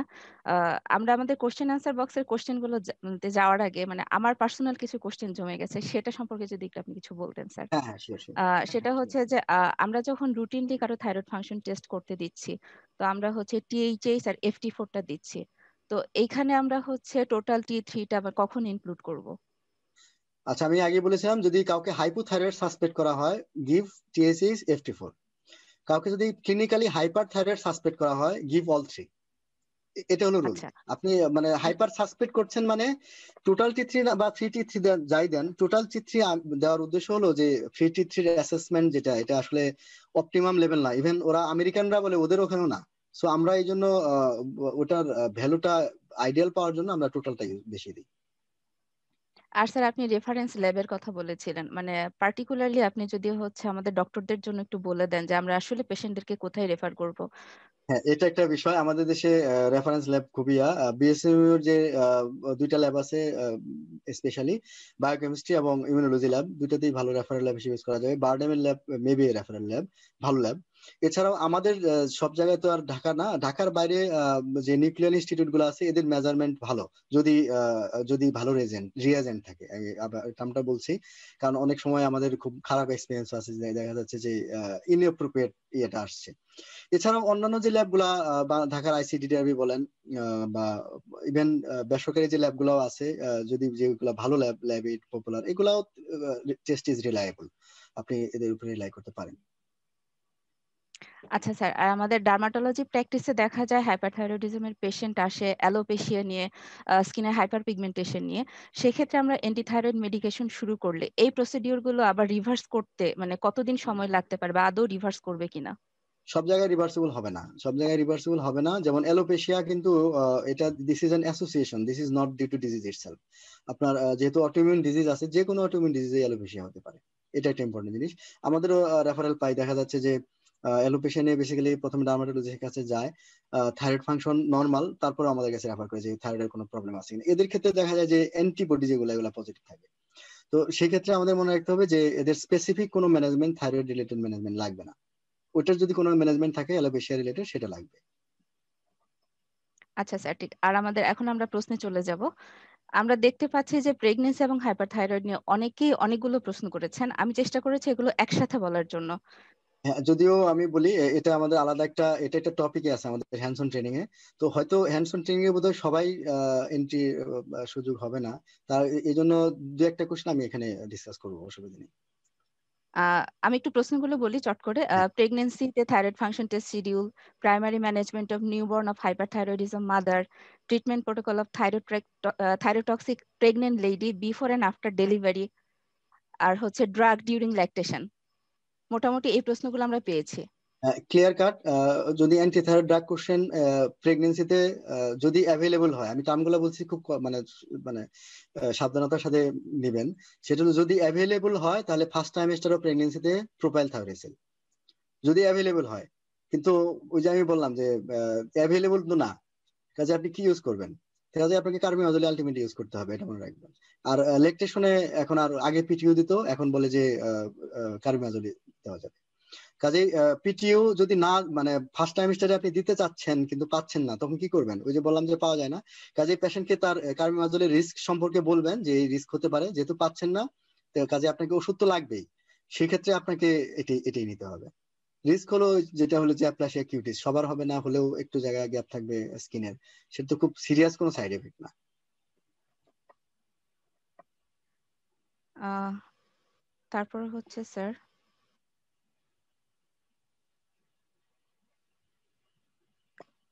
dear sir, what are the causes of recurrent painful thyroiditis with poor response to analgesics and steroid in young women? Please হ্যাঁ, explain your ওই যে আমি experience. টার্মটা বলেছিলাম মাইগ্রেটরি থাইরয়েডাইটিস। হ্যাঁ, মাইগ্রেটরি থাইরয়েডাইটিস এটা হলো যে রিল্যাপস হয়, এবং এক এক সময় এক এক লোকে হয়। এটা একটা খুবই ইম্পর্টেন্ট জিনিস। ক্লিনিক্যালি ভালো মতো জাজ না করলে কিন্তু এটা মানে ডায়াগনোসিস হবে না। যেটা হলো যে আপনাকে ভালো করে থাইরয়েড পালপেট করতে হয়, এবং সামনের থেকে নর্মালি তো ক্লিনিক্যালি যেটা এক্সামিনেশন পিছন থেকে করি, কিন্তু এখানে আপনাকে সামনের থেকে একদম আঙ্গুল যে স্টেনোমাস্টয়েডের যে মাসেল আছে তার ভিতরে হাত দিয়ে দেখতে হবে যে থাইরয়েড টেন্ডার কিনা। এবং এই ক্ষেত্রে মোস্ট কমন কজ যেটা, সেটা হলো যে premature discontinuation of NSAID and steroid. এটা মনে রাখবেন যে এটাকে আপনাকে বলা হচ্ছে, আমি যেটা বললাম যে আমার যেটা এভারেজ ডিউরেশন সেটা হলো 1 মাস, অনেক ক্ষেত্রে বেশিও লাগতে পারে। তবে পেশেন্টের যদি ব্যথা ভালো হয়ে যায়, তার এটা ভালো হয়ে যায়, তো সেক্ষেত্রে আপনি বন্ধ করে দিবেন, তার আগে না। স্যার, ডক্টর জ্যোতি দাস জানতে চেয়েছিলেন how we manage child hyperthyroidism. Childhood হাইপারথাইরয়েডিজমের ম্যানেজমেন্ট বেসিক্যালি আমি যেটা বললাম যে যদি এটা আমাদের এখানে আলাদা পেডিয়াট্রিক এন্ডোক্রাইনোলজিস্ট হয়ে যাচ্ছেন, আমাদের এখনো আমরাই ম্যানেজ করি। সেটা হলো যে প্রাইমারি মডালিটি অফ ট্রিটমেন্ট হলো অ্যান্টিথাইরয়েড ড্রাগ। মনে রাখবেন, স্পেশালি গ্রেভস ডিজিজ, চাইল্ডহুডে গ্রেভস ডিজিজটাই common, other forms of hyperthyroidism is very rare. Graves ডিজিজের প্রথমে আমরা অ্যান্টিথাইরয়েড ড্রাগ দিব।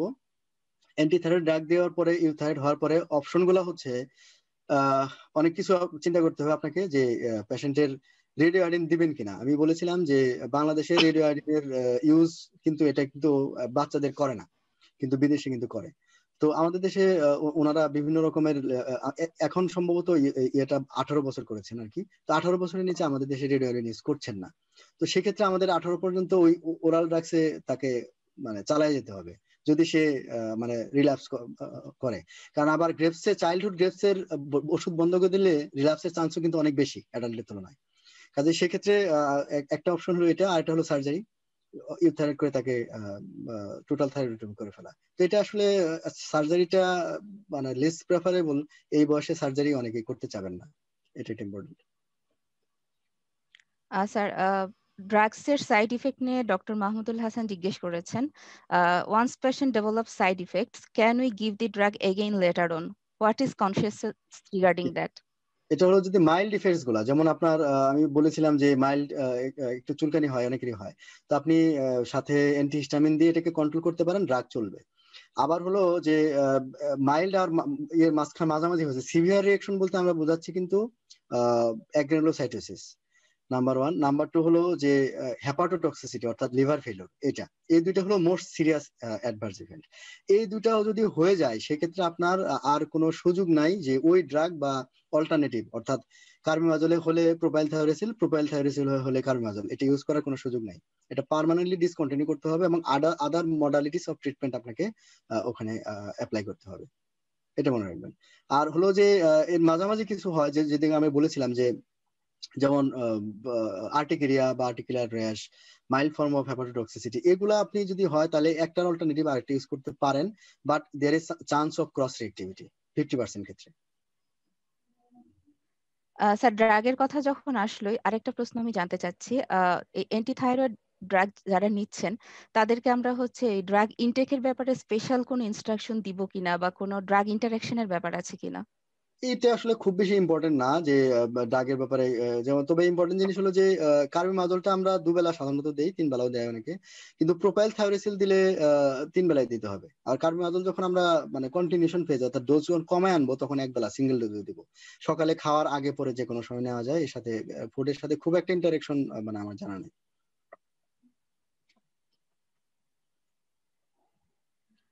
Sir, how to approach thyrotoxic crisis and at limited resource setup, what can be done? আমরা যেটা বললাম এটা আসলে লিমিটেড রিসোর্সের সেটআপের ম্যানেজমেন্ট আমি বলেছি। প্রথমত হলো পেশেন্টকে রিহাইড্রেট করেন, যে তার পার্সপিরেশন হবে, তার ঘাম হবে এবং ভলিউম কম থাকবে, সেটা নর্মাল স্যালাইন হতে পারে। তারপর আপনি তাকে ইলেকট্রোলাইট ইমব্যালেন্স আছে কিনা চেক করেন, হাইপোক্যালেমিয়া হলে তাকে পটাশিয়াম দেওয়া লাগতে পারে। আর হলো একে প্রথম যেটা করবেন সেটা হলো যে অবশ্যই অ্যান্টিথাইরয়েড ড্রাগ, এটা তো আপনি সব জায়গায় পাবেন, এনজি করেন, এনজি করে গুলায় দেন, না খেলে পার রাখটাল দেন। স্টেরয়েড সব জায়গায় দিতে পারবেন। স্টেরয়েড যদিও বলে ডেফিনিটিভ কোনো রুল নাই, but this may high dose dexamethasone can prevent the thyroid hormone release and also peripheral conversion, বিভিন্ন জায়গায় বলা আছে। যেটা পারবেন না সেটা হলো লুগোলস আয়োডিন, এটা পাওয়া যাবে না, এটা আমি এখানেও পারবো না। মানে এই আমার যে মেডিকেল কলেজ সেটআপে ওইটা পাবেন না, ঢাকাতে হয়তো কিছু পেতে পারেন, সেখানে ওই saturated solution of potassium iodide SSKI এটা একটা পাওয়া যায়, তো ওইটা ওখানে পারবেন, কিন্তু বাকি জায়গায় তো এটা পারবেন না। কাজে আমাদের এর মধ্যে বাকি যে আদার যে অপশন এগুলোর মধ্যেই সীমাবদ্ধ থাকতে হবে। স্যার, এর মধ্যে আমরা দেখতে পাচ্ছি কয়েকজন জানতে চেয়েছেন সাবক্লিনিক্যাল হাইপারথাইরয়েডিজমে কখন আমরা ট্রিটমেন্ট শুরু করব? হ্যাঁ, এটা খুবই সোজা। আমি বলি যে সাবক্লিনিক্যাল হাইপারথাইরয়েড বেশিরভাগ ক্ষেত্রে চিকিৎসা লাগবে, কারণ এগুলা হলো যদি স্পন্টেনিয়াসলি ভালো না হয় সেক্ষেত্রে চিকিৎসা লাগবে, এটা মনে রাখবেন। তারপরে স্পেসিফিক্যালি যদি দেখেন যে না THS 0.1 এর নিচে পেশেন্ট এল্ডারলি পেশেন্টের ক্ষেত্রে ট্রিটমেন্ট দেওয়া ভালো। আর হলো অস্টিওপোরোসিস বা এট্রিয়াল ফিব্রিলেশন অর্থাৎ এনি ফর্ম অফ এরিথমিয়া আছে, এই ধরনের ক্ষেত্রে স্পেসিফিক্যালি আপনাকে দিতেই হবে। তবে একদম ইয়ং পেশেন্ট যার আদার কোনো প্রবলেম নাই, একে আপনি ফলো আপ করতে পারেন যে এটা স্পন্টেনিয়াসলি হয় কিনা, রিভার্স করে কিনা। যদি পার্মানেন্ট হয় বেশিরভাগ রোগীকে আপনাকে চিকিৎসা দিতে হবে। আর সাবক্লিনিক্যাল হাইপোথাইরয়েডের প্রথমবার সেটিং এ যেটা পাচ্ছেন বেশিরভাগ রোগীরই কোনো চিকিৎসা লাগবে না, পার্থক্য হলো এটা। Thank you sir. আমাদের আরেকটা প্রশ্ন আছে, সেটা হচ্ছে যে আমাদের পেরিফেরি লেভেলে যেখানে ফ্যাসিলিটি অনেক লিমিটেড, সেখানে আমরা সেরাম থাইরয়েড প্রোফাইল আর ক্লিনিক্যাল ম্যানিফেস্টেশনের উপরেই ট্রিটমেন্ট শুরু করতে পারবো কিনা, কোনো ধরনের আলট্রাসোনোগ্রাম বা অ্যাবসলিউটলি না, সিন্টিগ্রাফি বা কোন কনফার্মেটোলজি না করে? অ্যাবসলিউটলি না, এটা কখনোই করবেন না। আমি মানে এই ভুলটা আসলে সবারই হয়। প্রথম কথা হলো যে সব পেশেন্ট আপনাকে চিকিৎসা দিতে হবে, নট নেসেসারি। আমিও তো সব রোগীর চিকিৎসা দিই না। যেটা হলো যে আপনি সাসপেক্ট করেছেন, ওকে গুড, হাইপোথাইরয়েড আপনি চিকিৎসা শুরু করতেই পারেন, but hyperthyroidism without establishment of etiology আপনি কোনো চিকিৎসা শুরু করতে পারেন না। তবে হ্যাঁ, এখন দেখা যাচ্ছে যে পেশেন্টের আপনি আমি যেগুলো বললাম যে ক্লিন কাট যে ডায়াগনোসিস ক্লিনিক্যালি আপনি করতে পারছেন, যেমন একজনের গেপস অপথলমোপ্যাথি আছে, বাইলেটারাল এক্সোপথ্যালমাস আছে, বা প্রিটিবেল মিক্সিডিমা আছে, তার একটা ডিফিউজ গয়টার আছে, থাইরয়েডক্সিক পেশেন্ট, THS কম FT4 বেশি, একে আপনি চিকিৎসা করতে পারেন। মাল্টিনোডুলার গয়টার অনেক ক্ষেত্রে চিকিৎসা করতে পারেন, বাট সবচেয়ে যে ভুলটা হবে সেটা হলো যে মাইল্ড ফর্ম অর্থাৎ মাইল্ড ডিফিউজ গয়টার সাথে ইভেন তার মানে গলা ব্যথাও এরকম নাও থাকতে পারে। অনেক সব থাইরয়েডাইটিসে গলা ব্যথা থাকে না। এই ধরনের ক্ষেত্রে আপনাকে অবশ্যই কজ ইস্টাবলিশ করে চিকিৎসা দিতে হবে। কারণ আপনার দুইটা কারণ, একটা হলো যে সবার অ্যান্টিথাইরয়েড ড্রাগ লাগবে না, নাম্বার ওয়ান। নাম্বার টু হলো যে অ্যান্টিথাইরয়েড ড্রাগ দিয়ে তাকে সারা অনেকদিন চিকিৎসা করবেন না, তার অন্য মডালিটিতে আপনাকে যেতে হবে, আয়োডিন বা সার্জারি, সেটাই ডিটারমিনেশন করার জন্য আপনাকে, অর্থাৎ ট্রিটমেন্টের যে একটা প্ল্যান সেটা তো আপনার নাই। একটা প্ল্যান ছাড়া আপনি কাজ কেন করবেন? তো আমি যেটা বলবো যে ডায়াগনোসিসের ফ্যাসিলিটি না থাকলে চিকিৎসা না করে আপনি হায়ার সেন্টার রেফার করেন। স্যার আর শেষ কোশ্চেনটা নিব আমরা এখন। স্যার, দো myxedema is a part of hypothyroidism, why pretibial myxedema occurs in grave disease? আর এর সাথে যদি আপনি আরেকটু বলতেন যে আমরা অ্যান্টিবডি টেস্টটা কখন করব, এটা নিয়ে অনেকে জানতে চেয়েছেন। কোনটা ট্র্যাপ? জি আচ্ছা, স্যার। মিক্সিডিমার কথা আসি। এই টার্মগুলো আসলে মিসনোমার, এগুলো আসলে অনেক টার্মই অ্যাপ্রোপ্রিয়েটলি প্লেস করা নাই। বিভিন্ন জায়গায় নামকরণের সার্থকতা যেটা আমরা বলি, সব জায়গায় নামকরণের সার্থকতা আসলে খোঁজা যায় না, এগুলো চলে আসছে এই জন্য আমরা বলি। কাজে এটা হাইপারথাইরয়েডিজমে আছে চলে আসছে বলে, অন্য কোনো কারণ নাই আসলে। তো এটা ইমিউনোলজিক্যাল একটা রিয়াকশন যেটা ইয়াতে হয়, ডার্মিসে হয়। তো এটাও ওই অ্যান্টিবডি মেডিয়েটেড একটা রিয়াকশন, এবং সেলুলার ইনফিল্ট্রেশন এগুলো হয় এখানে। আর ট্র্যাব আমরা কখন করব? ট্র্যাব বেসিক্যালি বাইরে রুটিনলি করে গ্রেভস এর ডায়াগনোসিসের জন্য, যেটা আমরা বললাম যে ট্র্যাব পজিটিভ মানে ওরা ধরে নেয় দিস ইজ গ্রেভস ডিজিজ, ওরা কোনো যে সিন্টিগ্রাফি বা আপটেক টেস্টে ওরা যায় না, চিকিৎসা শুরু করে দেয়, আলট্রাসোনোগ্রাম করে। কিন্তু আমাদের এখানে যেহেতু ওই ফ্যাসিলিটি নাই, সব জায়গায় হয় না, এই জন্য আমরা করি না। তবে ট্র্যাবের স্পেসিফিক যে ইউটিলিটি সেটা হলো আমাদের জন্য জরুরি, সেটা হলো যে একটা প্রেগনেন্ট বা ল্যাকটেটিং ওম্যান যাকে আমি গ্রেভস সাসপেক্ট করছি, ওকে তো আমি সিন্টিগ্রাফি যেগুলো আসলে করতে পারছি না। আরেকটা হলো যে গ্রেভস অপথলমোপ্যাথি আছে বাট তার থাইরোটক্সিকোসিস নাই, এটা কি আদৌ গ্রেভস ডিজিজ না অন্য কোনো কারণ, এটাকে আমরা আলাদা করার জন্য ট্র্যাপ করতে পারি। সিমিলারলি ডার্মোপ্যাথির ক্ষেত্রে একই কথা প্রযোজ্য। আরেকটা বলা যেতে পারে সেটা হলো যে management of pregnancy with graves disease. সেটা হলো যে ম্যানেজমেন্ট কেন, যে সাধারণত আমরা প্রেগনেন্সিতে, এটা আমরা আসবো নেক্সট আমাদের ট্রেনিং প্রোগ্রামে, যে প্রেগনেন্সির শেষ দিকে বিশেষ করে থার্ড ট্রাইমেস্টারে আমরা সাধারণত অ্যান্টিথাইরয়েড ড্রাগ যদি লো ডোজে পেয়ে থাকে তাহলে আমরা সাধারণত বন্ধ করে দিই, অ্যান্টিথাইরয়েড ড্রাগ আর দেই না। সেক্ষেত্রে আমাদের ট্র্যাপ সাজেস্ট করতে পারে যে এর আসলে বন্ধ করাটা উচিত হবে না উচিত হবে না, এটা একটা ভালো ইয়ে। এবং ট্র্যাপ দিয়ে ট্র্যাপের ট্রান্সপ্লাসেন্টাল ট্রান্সফার ফিটাল থাইরয়েডোসিসের রিস্কও কিন্তু ওই সময় আমরা মেজার করতে পারি। তো এইগুলা হলো এর খুব স্পেসিফিক ইন্ডিকেশন। তো আমরা আসলে করতে পারি না, এই জন্য খুব বেশি প্র্যাকটিস না আমাদের এখানে। Thank you sir. Respected physicians, আমরা ABM কামরুল হাসান স্যারকে অসংখ্য ধন্যবাদ জানাচ্ছি এই স্বল্প সময়ের মধ্যে হাইপারথাইরয়েডিজমের আদ্যপান্ত এত সুন্দর করে এত সিম্পলিফাইড ওয়েতে প্রেজেন্ট করার জন্য। এটা যে শুধু আমাদের ফিজিশিয়ানদের কাজে লাগবে ব্যাপারটা তাও না, ইভেন হচ্ছে মেডিকেল স্টুডেন্ট যারা আছে তারাও যদি একটু দেখে নেয় পরবর্তীতে এটা তাদের জন্য খুবই উপকারী হবে বলে আমরা বিশ্বাস করি। আমরা ধন্যবাদ জানাচ্ছি স্যারকে তার মূল্যবান সময় আমাদেরকে দেওয়ার জন্য। একই সাথে ধন্যবাদ জানাচ্ছি বিডি ফিজিশিয়ানসকে এরকম নলেজ শেয়ারিং প্রোগ্রামগুলো আয়োজন করার জন্য। ধন্যবাদ জানাচ্ছি আমাদের লাইফ পার্টনার এফডিএস আর students wing and exclusive education এইডকে। আশা করছি আমরা আবার চলে আসবো আপনাদের সামনে নতুন আরো কোনো প্রোগ্রাম নিয়ে। ধন্যবাদ, শুভরাত্রি। ধন্যবাদ সবাইকে, শুভরাত্রি।